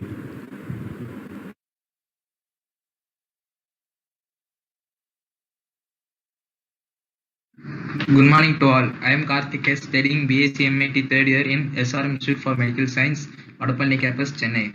First of all, I would like to thank the organizing committee for giving me the opportunity to talk on this topic, radiation safety aspects in interventional radiology. Let me start with an introduction. Radiation exposure limits were introduced by the International Commission on Radiological Protection (ICRP) in 1928. The ICRP reports form the basis for many national and international radiation protection programs. In India, the Atomic Energy Regulatory Board, established in 1983, is the competent authority which control over use of radiations in medicine and radiations and its types. There are two types of radiations. The one is non-ionizing radiation and another one is ionization. Source of radiation: natural radiation and man-made radiation. Natural radiations are radon and photon, cosmic rays, terrestrial rays, internal exposure. Man-made radiations: medical exposures, consumer product, occupational. Basic principles of radiation classification. No practice involving radiation exposures shall be adopted unless it produces a net positive. Optimization. Every effort shall be taken to reduce the dose as low as reasonably achievable, considering the clinical, social, and factor dose limits. The effective doses to the individuals shall not exceed the limits recommended by the Commission. Recommend dose limits. These are the dose limits recommended for this different type of parts. Need for patient protection. Patient is irradiated by the direct beam. Medical personnel is irradiated by the scatter radiation. Patients may undergo repeated radiation procedures. A patient may receive in one procedure a dose equivalent to the dose the staff may receive in one or several. Radiation safety whose responsibility? The government, the regulatory body, the hospital management, the medical staff are the responsibility for radiation. Radiation safety is split into built-in safety, operation safety. In built-in safety, under it, adequate ceiling, room layout, and safety of equipment will be considered. And in operational safety, radiation safety training, QA, qualified staff, and safe work practice and dose optimization. Safety in work practice. TDS principle. Ensure safety using the time, distance, and shielding parameters. Less time, more distance, time. The total dose received by a radiation worker in directly proportional to the total time spent in handling the radiation. Last frame hold technique. In this technique, the last image is digitally frozen on the monitor after exposure is terminated. Last image hold is a dose saving feature since it allows physician to contemplate the last image and plan the next move without additional radiation exposure in a procedure. Pulsed fluoroscopy. The X-ray beam is emitted as a series short pulses rather than continuously. At reduced frame rates, pulsed fluoroscopy can provide substantially dose saving. It is shown that average dose saving of 22%, 30%, 49% at 15, 10 and 7.5 frames per second respectively. Shielding. When maximum distance and minimum time do not ensure an acceptably low radiation level, either radiation source or person should be adequately sealed with suitable materials. The material that attenuate the radiation expansion is called a shielding, and the shield will reduce exposure to the patient, staff and the public. These are the protective aprons. The first one denotes lead apron, second one is thyroid shield, third one is goggles, fourth one is gloves, and fifth one is lead barrier. Personal protective equipment. Additional protective devices should be available in fluoroscopy and interventional room, which include ceiling suspend protective screens, protective lead curtains mounted on the patient table, protective lead curtain for the operator if the X-ray tube is placed in an overcoach geometry and if the radiologist must stand near the patient. Dose reduction. First one is applied kilo voltage, second one is filtration, third one is collimation, fourth one is MAS, and fifth one is image receptor. Factors affecting radiation dose. Factors affecting radiation dose are scattered dose rate is lower opposite to the entrance side of the beam, higher with the larger field size and lower when the distance from the patient is increases. X-ray tube positioning. The best configuration, intensify up and X-ray tube down saves a factor of 3 or more in dose. Then in comparison to X-ray tube up and intensify down. Position of the intervention. If oblique projection stand near the image side, exposure to the scattered radiation from the patient is reduced in this position. How to reduce patient dose? Keep the image as close as possible to the patient. Radiation follows inverse square law. Dose at the patient entrance surface increase when the imager is kept fair. It is okay if the imager touches the patient. For the same reason, keep the X-ray tube away from the patient. Avoid magnification mode. These are some avoiding magnification modes.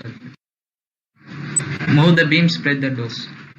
Use higher kVp wherever possible. Use multiple projection. Move the X-ray tube, spread the dose. Keep fluoroscopic time to minimum. Personal dosimeter. Main dosimeter under the apron. Second dosimeter above the apron level of the neck. Third dosimeter near the eye or on. Different types of personal dosimeter. TLD, electronic posimeter, direct ion posimeter, and the radiation safety checklist. Appropriate protocols chosen. Lead apron and goggles. Wearing TLD under the lead apron. Sealing suspended shield and barrier lead curtains. Use of low dose pulsed fluoroscopy with lowest possible frames rate. Only authorized person in the room. Watch foot on pedal. Pedal only while looking at the screen. Use LAH. Biological effect of radiation, deterministic effect and stochastic effect. The effect is not observed when there is a threshold dose below. Example, radiation determination, appellation, interferity, etc. Then stochastic effect, there is no safe dose for stochastic effect. Example, cancer, genetic and effect. Radiation's interaction with tissue. X-rays, moving electrons, ionization, free radicals, molecular damage which repairs, cellular damage, cellular death and cellular transformation. Deterministic effect in diagnostic radiology is probable. These are some table which include this diagnostic radiology report. due to higher procedures. These are grade 4 injuries, right genital region progress to a non-healing ulcer occurring skin graft. These are arm injury progress. These are right arm is exposed during the summary. Skin injuries, good work practices, knowledge about equipment, personal monitoring device, radiation safety.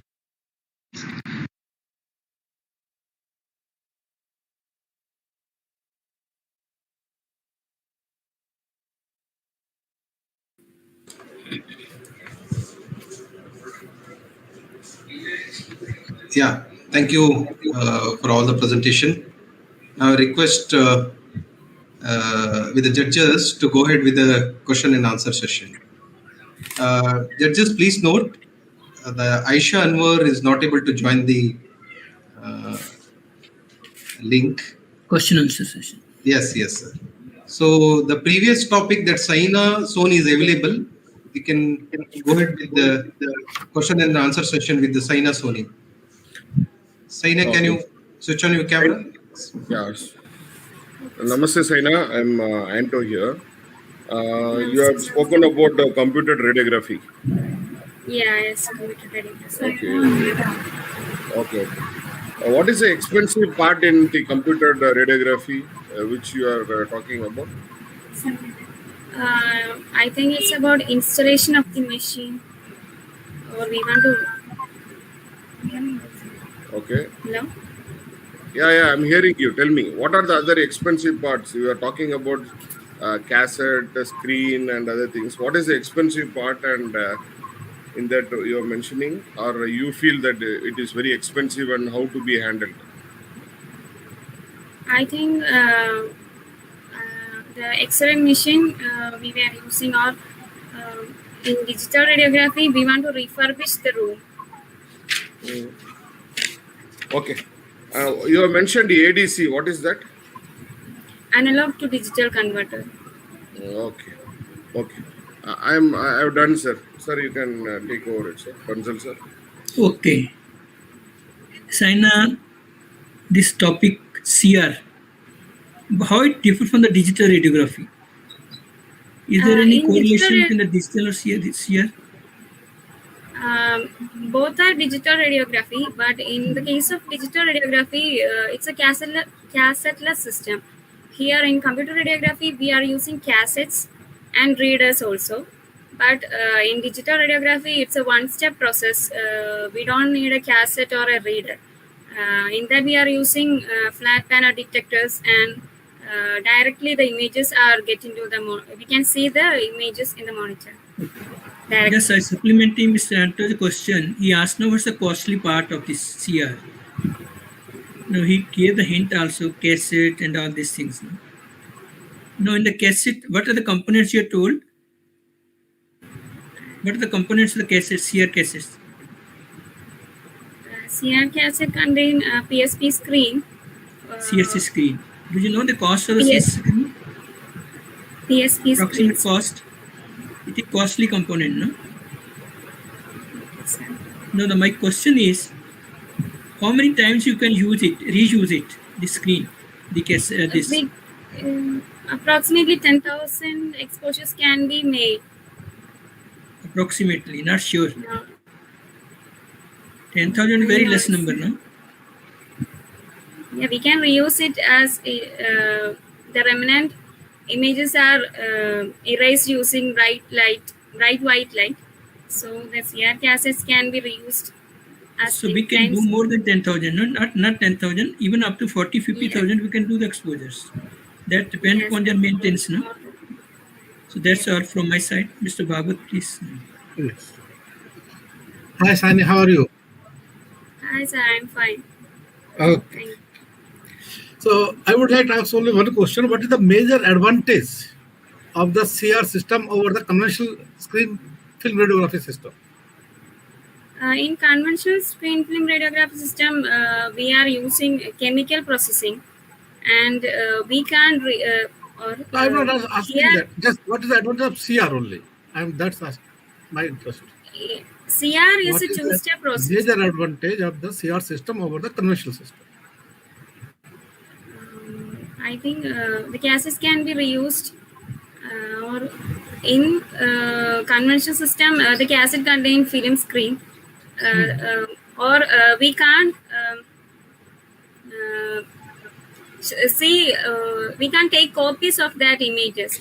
Only in computer radiography or in digital radiography, we can take hard copies, or we can visualize it in a PAD system, or we can send it to other computer systems for viewing in front of a doctor, or we can show it to a radiologist, or and we will get a wider density range.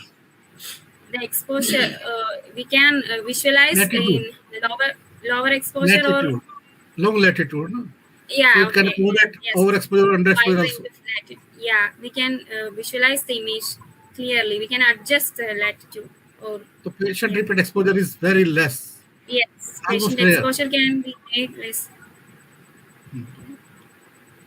Can you please ask again? But what is the, I asked what's the most important one? The post-processing is possible, while in the conventional it's not possible. Once the picture is appeared, you can't increase or decrease the density or contrast. But in this, and in computer radiography, yes, we can in one film you can put whole IVU or any procedure like that. You make the sections. Moreover, Yes, sir. instant you can send anywhere. Storage is easy. So many advantages are there.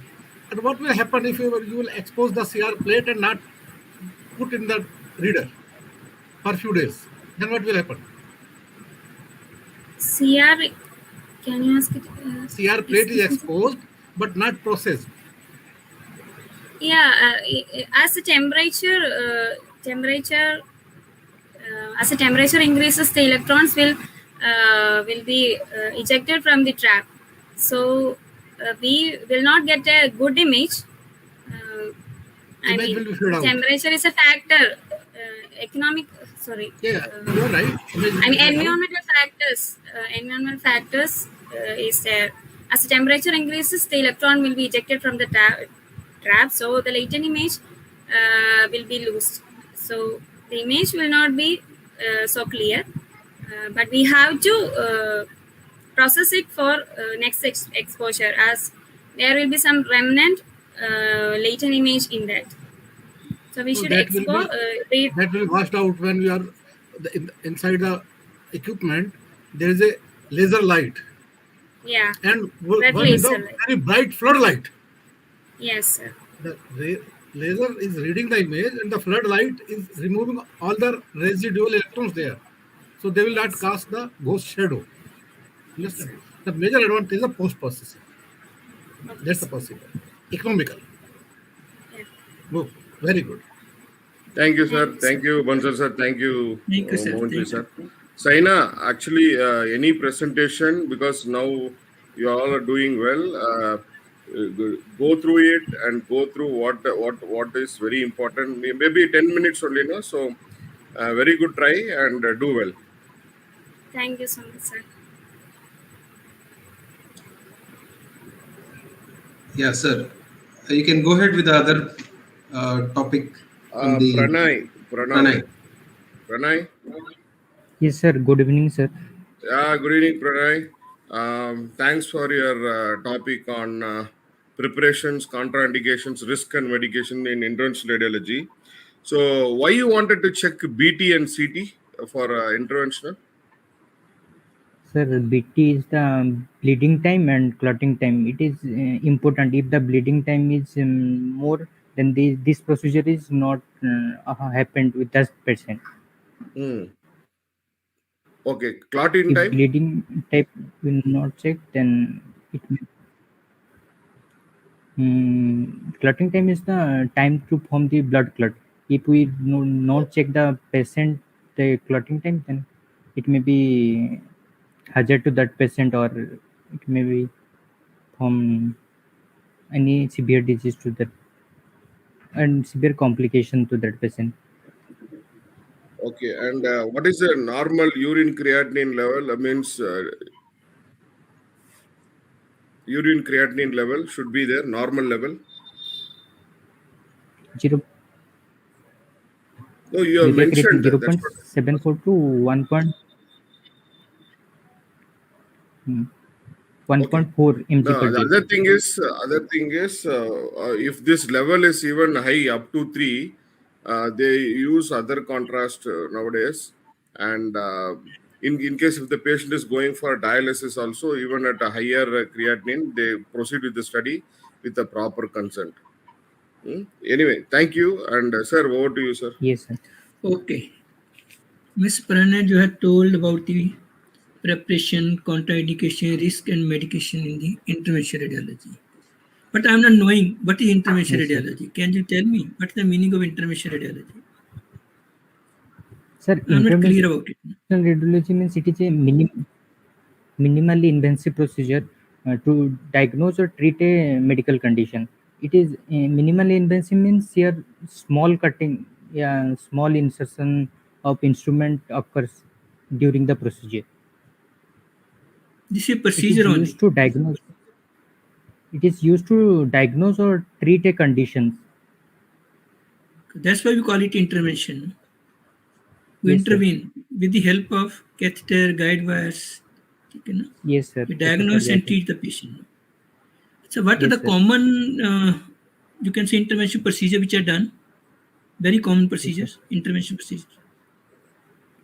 Sir, coronary angiography. Angiography is a procedure, no? It is not intervention. Yes, sir. I Seldinger ask technique. intervention procedure, no? Intervention. Yes, sir. Seldinger technique. That is technique. What are the common intervention procedures? Intervention you're talking about, no? Not diagnostic.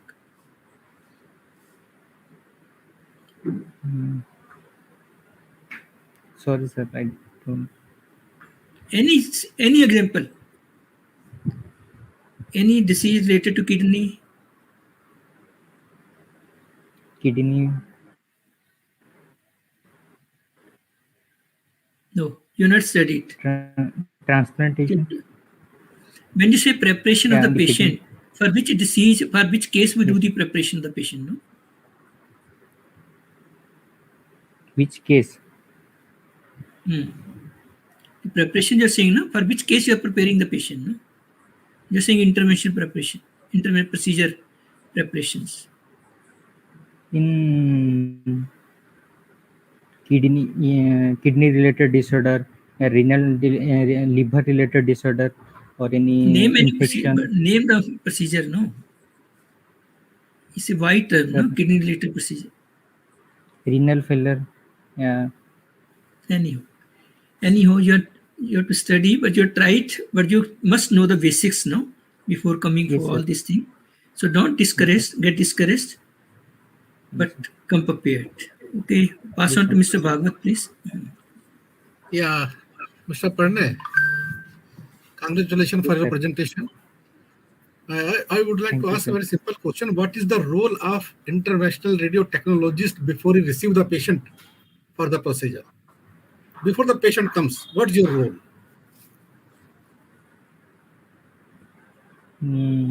Before the patient.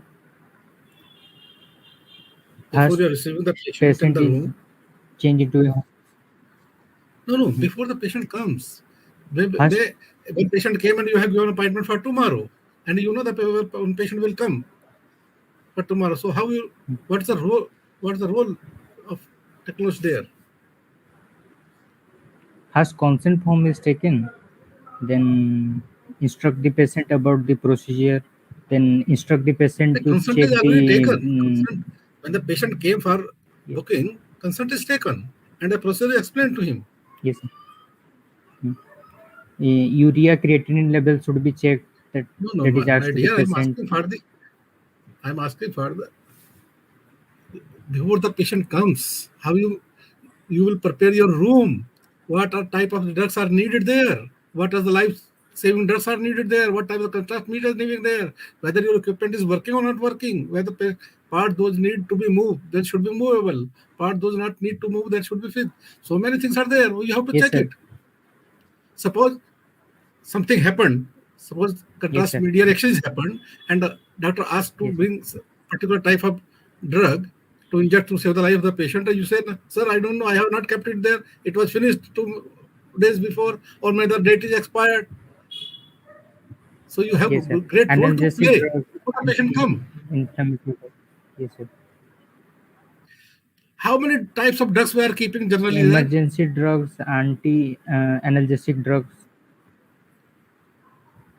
Sir, analgesic drug, anti-inflammatory drugs, and Apart from the rest anticoagulant. part, we are keeping 3 types of drugs. One is the preparatory drugs, contrast media, and drugs to deal with the adverse effects of the contrast media.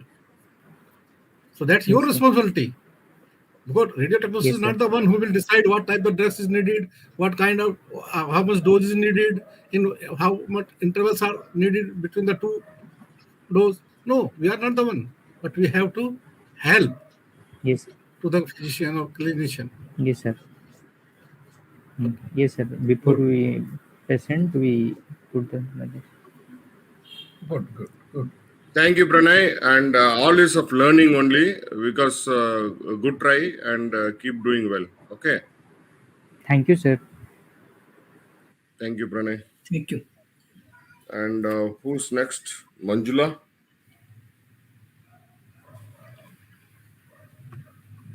Manjula. Namaste, Manjula. Sir, can you? Manjula, can you hear Sir, me? I'm audible. Yes, sir, I'm audible. You are audible, Manjula. Manjula, from your topic, actually, we want to know what is diagnostic and what is therapeutic. You have mentioned, no? Diagnostic, what problem is this diagnostic, sir? Very good. Any blockage? Okay. What is therapeutic? Therapeutic procedure that like stenting, a stent graft is a therapeutic. No, that's what. See, diagnostic you explained very well, finding the problem. And therapy is nothing but it is treating the problem. Treating the problem. So it is like how we do in HSG, no? It is a procedure to find the problem, and also during the procedure sometimes block will be released. That is therapy. And you mentioned about this. How about the reusable things in your thing? How many times you reuse the catheters and all? It cannot be reusable, sir. Cannot be reusable. All the things are single use. Yes, sir. No, are you confident, or I'm asking whether you are seen or have you worked on it? What is sterilization happening on high value consumables?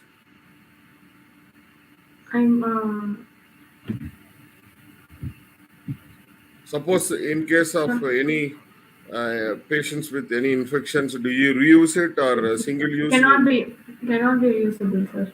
Okay, be confident in something, whatever you are saying. No, there are certain things which can be sterilized, but any blood products or blood stained, I think they cannot take a chance of that. And what is the difference between biplane? You are talking about biplane cath lab. Whenever you biplane is every flat panel detector, sir. No, that is a detector. Because no single plane is there, nothing at one Biplane shot. It can give images on both planes, maybe anteroposterior, lateral. You can rotate the machine around the anatomy being imaged. Thank you, Manjula. Sir, over to you, sir. Manjula, you had told you good presentation, but the term which you use, the materials used in the cath lab, no? So I'm not clear about the cath lab. Where it is used in the radiology department or the cardiology department? Cath lab term. Radiology department. No, we use the interventional lab, no? Interventional radiology. Interventional radiology or interventional lab. But cath lab is obsolete term, no? Yes, you have to correct it, no? Because it is a very vague term, cath lab, no? It is meant for specific cardiac catheterization, cardiac studies. Anyhow, now when you say materials used in the cath lab or interventional lab, what are the X equipment? It is not part of the material. What are the different types of X-ray modalities being used in the interventional lab? Modalities, sir? What are different imaging modalities used in the interventional lab? No? Neurointerventions and non-neurointervention, biplane F20. This is not the name, no, biplane, single plane. I'm asking what the name of the modality. Modalities. Philips Allura. Name. Like we say, we use fluoroscopy We use unit. That's single plane or Philips biplane. Allura, biplane FD20. Ultrasound unit we use. CT we may use. MRI we may use for interventional. So you not explain, no? When you're talking about the material, this is also material, no? This component of the interventional lab. So just be careful while we select the topic, no? What are the components? You have to be very careful in expressing this all this thing. No? Anyhow, doesn't matter, but keep it up. Pass on to Mr. Mohan Bhagwat, please. Namaste. Am I audible to you? Yes, sir. I'm. Okay. You're audible, sir. Yeah. What do you mean by selective catheterization? Selective, sir? Selective catheterization. Selective catheterization use of picted catheters and straight catheters.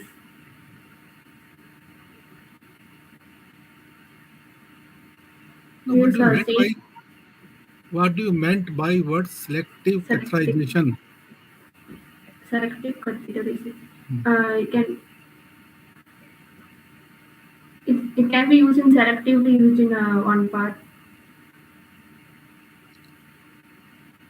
Okay, go ahead. So, used in selective parts like part like that coronary angiogram. No. Selective catheterization is in which we select the catheter according to the angle of the vessel arising from its origin. That angle must meet, so it should go properly and should not harm the inner wall of the vessel. That is called selective catheterization. Understand? Yes, sir. I understand. Can you give any 5 names of the catheters we are using, commonly using? Commonly used Cobra catheter, Latent catheter, yeah. State catheters, Simmons catheters, sorry. Good. Okay. Well done.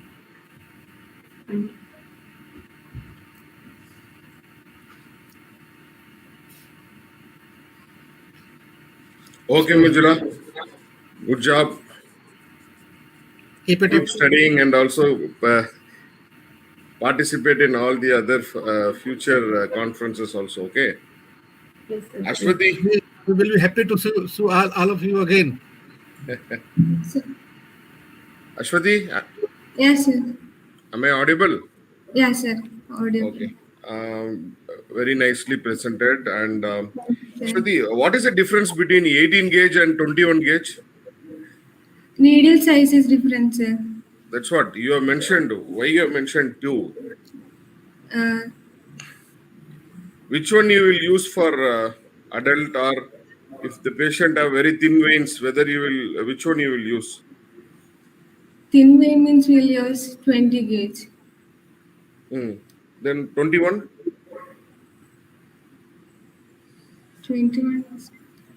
No, it is from your presentation only. Not a problem. See, we wanted you all to go through your presentation before you present, and so that it will be a little more. And what is the, you mentioned about consent form to be taken. How many days it is valid? Suppose you started a consent procedure, you have taken consent form, but the study got cancelled. So same consent forms, within how many days you will be using it? Only for that day, sir, consent. If it is patient is not means unstable, means we will for next time we will use next consent. Okay. No, normally there is a validation period also. Up to 30 days you can use, but that's not a problem. But always try to follow that. In case if it is more than 30 days, you have to take a fresh consent. And you have mentioned about the xylocaine sensitivity test and contrast sensitivity test and all. But as of now, they are not doing it. But please follow the doctor's orders in that. Okay. Thank you, Ashwati. Sir, over to you, sir. Thank you, sir. As Hello, to Sandy. you said 4-vessel angio, no? Yes. In the 4-vessel angio, in your presentation, you told about the contraindication. Yes, sir. Renal impaired function, no? Can you explain what the meaning of this contraindication? Renal function. Impaired function. Yeah. Yes, sir. Basically, we are injecting contrast, sir, for kidney is the main organ that will excrete this. So, if any kidney problem is there, means the contrast that we are injected is not released. So, it will be a problem to that patient. Then how we decided to this impaired or not impaired? But any criteria is there, no? Some values are there, range is there. Simply saying that impaired renal function. Urea creatinine test, sir. What's the level of values? No? What's the normal values? What's the range? 0.2 Earlier to in the previous 1.4. slide, in the previous topic, it was already questioned, no? About the 0.2 to 1.4. No. What's the range? Is it creatinine or urea? Creatinine, sir. Creatinine. It's more than 1.2 or up to 2. No, sir, we can't do. Up to You can't do. 1.4 max. You will stop it. Then patient may die now.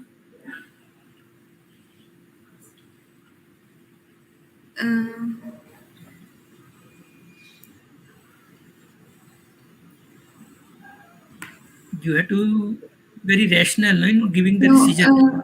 We will ask with the urologist, sir, whether we can do the procedure or not. If this Then no need of variation is there. asking this renal impaired function. Simply ask him. If he tells, do the procedure, do this. Otherwise, no need of asking this thing.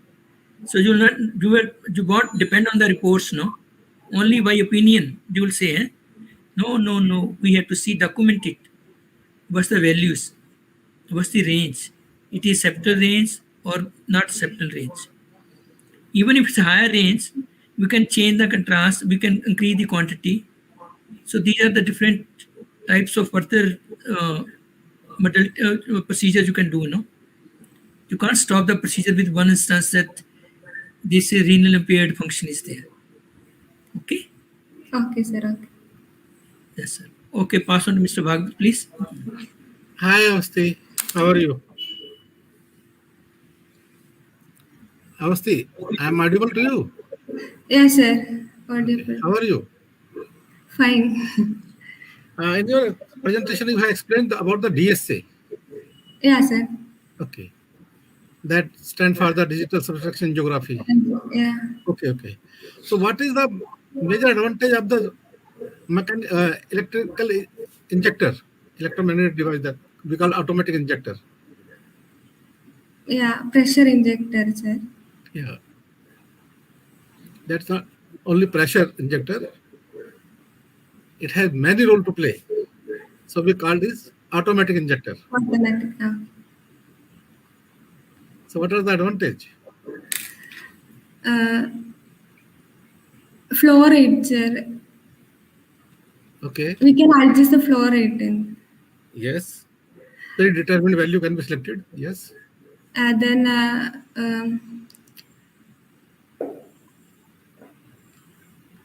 rate, volume, pressure, all can be selected. Yeah. Then pain also is less comparing with the injector has any role in the radiation protection? time, sir. It will reduce the time.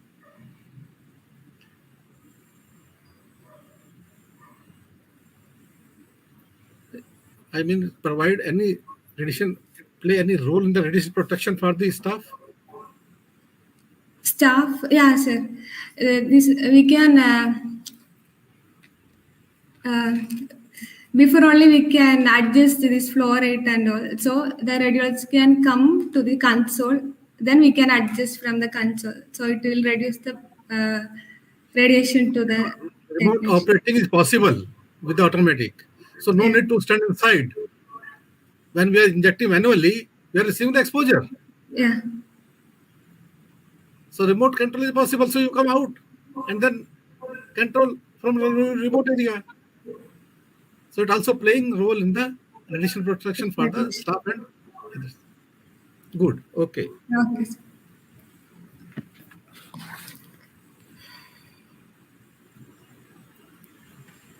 Ashwati, Sir. that contrast what sirs and all we're talking, even we're talking is, see, up to 1.6 or 1.7, I think you can use routine contrast. If the creatinine is high, there is a recommended VCPEC also where it can be used up to 3. And if even if it is exceeding 3, if the patient is going for next day dialysis, nothing to worry about this unless, but based on the clinical thing, the clinician will take a call on that. Only thing, the consent has to be documented and the referring doctor has to be informed about the changes.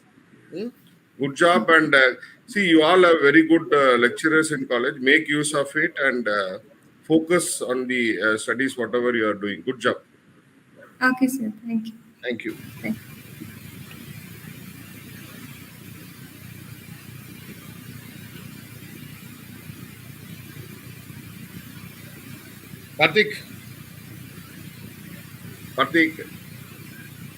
Karthik, am I audible? You have to be a little louder, Karthik. I am not able to hear you.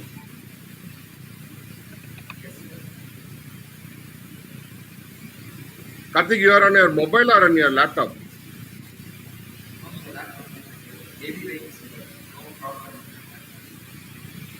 No, I am not. Anyway, am I clear to you?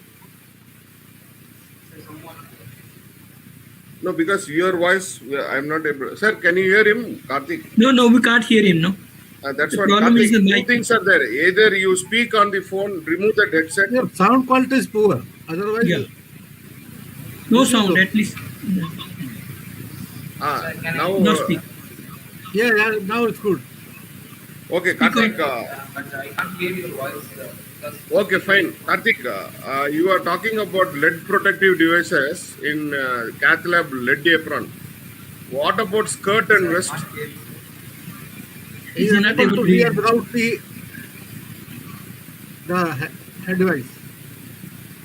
He is unable to hear without earphones. First you hear with the head device, then remove it, then speak it, no? Without head device.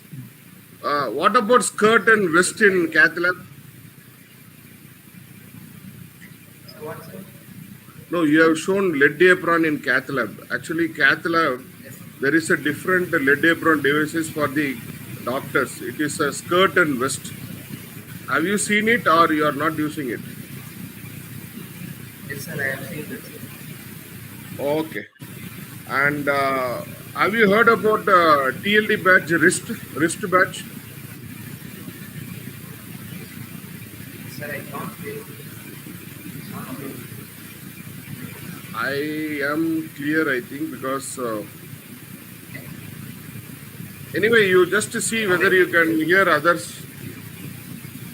Okay, you said to the patient, X-ray machine or X-ray intensifier should be closed during cath lab procedure. Which is the right way? Sir, I can't hear your voice clearly, sir. I think sound is very clear. You try to understand. Sir? Okay. Sir Anto's voice is quite clear and you try to understand it.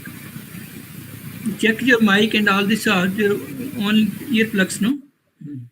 Okay, anybody, you can ask a question. I'll think whether if, see, it's not a problem, I think.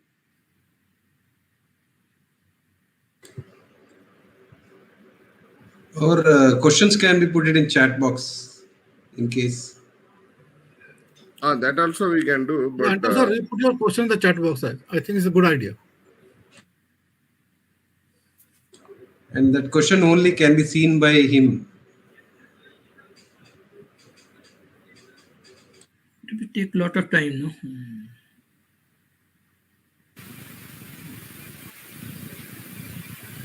Karthik, sir, you ask the question. I think whether your voice, let him hear, not a problem.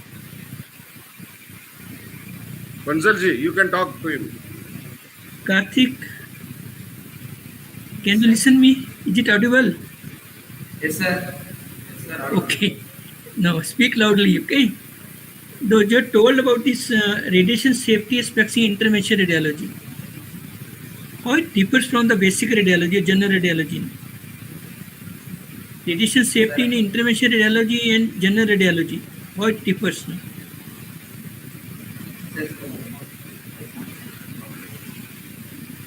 You can't listen, you know.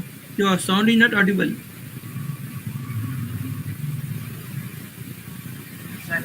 Can I log in? But when you are presenting, your sound also quite good. In between sound spheres, no? No, this sphere.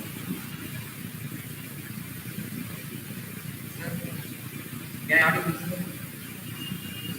Just speak loudly. Sir, I can't hear what you say. I can't understand your questions. No, we can't listen, you know. We can't see, listen, hear, you know. Sir, actually, I can't see properly. I can't hear you properly. Anyhow, Mr. Bhagwat, you can try. Okay. Mr. Karthik, Sir, Bhagwat keep sir, your you can mic ask. near your mouth and try to speak loudly. Keep your mic near your mouth and try to speak loudly. Okay. Now you are audible to me. And you are replying, it means my sound is reaching to you. Sir, Okay.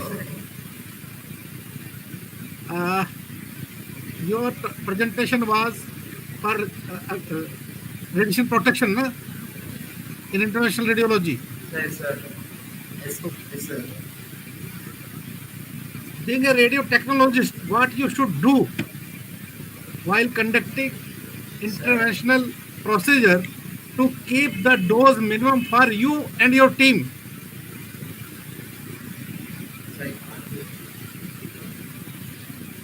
I think some audio problem. I think better we can leave it because. Sir. Yeah. Sir, Yes, I just because- to audible to interventional, sir. After that, I can't audible, sir. Everything. Hey, can you see chat box? Karthik, can you see chat box? Which one? Chat box. Questions are there. Questions are there. Questions in the are chat there. box. What is your role while conducting procedures? Yeah, answer. Sir, can I audible, sir? Yes, you are audible. Sir, can I audible? Go ahead. Yes, go ahead. Yes. Sir, what is the role? We should check accessories. Sir, we should check all accessories and we should follow the. Sir, we should first check accessories, sir. Sir, can I audible? No, now there is no excuse. Question is already there in the chat box. And you are audible to us.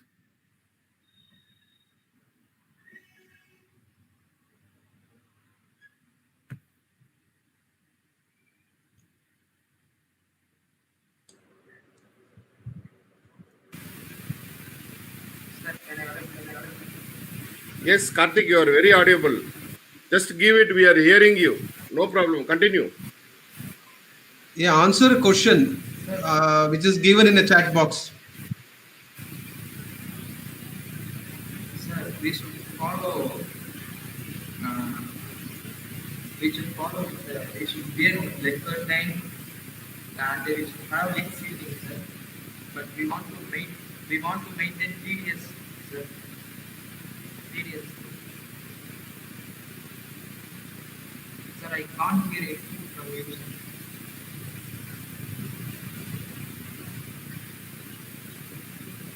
We are hearing you. Please continue. So how radiation safety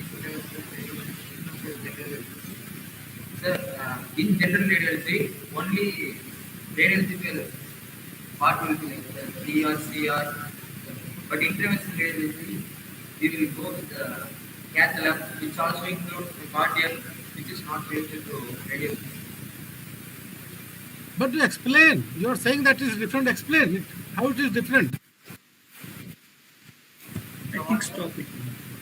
We are using the Yeah. same kind of energy. I Both think are we using can- energy radiation. Stop it. How it is different? We can stop, sir. Stop it, please. Yeah. Yeah, we can stop it. I think with this, I think we can end the to the presentation and as well as the question and answer session. But I think Aisha Anwar is not. Yeah, Aisha Anwar is not able to join, so we can give a grace mark on absent. Okay. I think with this we will end today's session. Especially thanks to panel of judges. Special thanks to Dr. S.C. Bansal sir. Thank you, sir. For despite of the busy schedule, he agreed to be part of judges panel, and it was a very good interaction. It's our pleasure, among the sir. judges and the Thank you. students. If I request, you can say a few words. I request all the judges to say a few words. Okay. Let's start from Mr. Anto. Okay. Namaste, everybody. Thank you, the guest of today's day, and also thank you, ISRT, for arranging a wonderful session for the budding technologists and also the technologists who are already working on board. And at this stage, I wanted to say that actually the new designation for all of us, radiology imaging officers, that is work is in progress. I have to thank all the senior faculties and also experts in this field for working together to get that council things.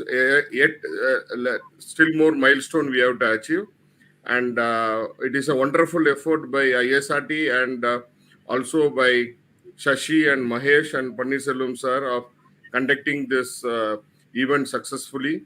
And we were on behalf of 2050 Healthcare Pan India team. I like to thank all of you and also wish you all a wonderful radiography day. And it was a wonderful event, and also the sessions were very knowledgeable. We also learned from them. I think we have to keep grooming them. There are some people who are reading through the slides. I think if we have a one-on-one interaction, I think we'll be able to groom them better.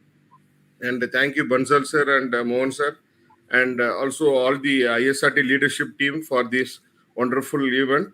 Post-pandemic, after 2 years, I think we are able to get connected, and also few online and offline sessions were in progress.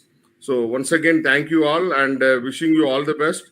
Hopefully, we all will soon meet together and take our profession to the higher heights. Thank you all. Thank you.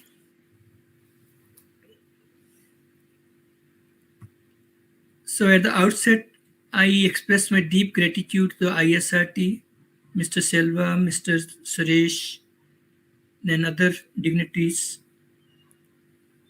Mr. Shashi, Mr. Mahesh, for putting Mr. Anto, Mr. Bhagwat, my co-judges, and especially the students, participants, who has been provided a wide platform, a big platform nationally, even if you can say international platform, to make them appear in front of the large gathering to express their opinion, to come out with their knowledge, skills, presentation skills.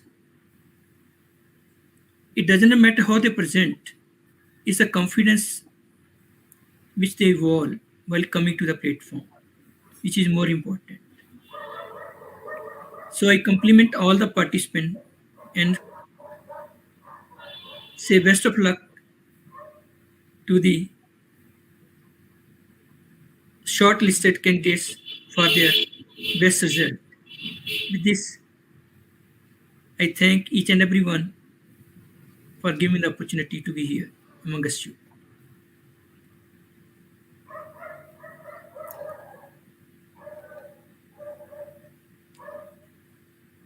I am glad and thankful to the Isrt team for providing me this opportunity to use this reputed platform where we interact with our colleagues, seniors, and students. I would like to appreciate the painstaking job of Mr. Mahesh and Shashi, because though in age we are senior, my age is, I think, double than, I think if you will sum the age of Shashi and Mahesh, my age is more. But only yesterday I know how to prepare a PPT. I was teacher of board and one chalk, or you can say marker pen. But in IT, I am very poor. But yesterday, I learned how to prepare a city and how professionally they manage the whole program. The whole program was run flawless. So, thank you very much, Shashi. Thank you very much, Mahesh.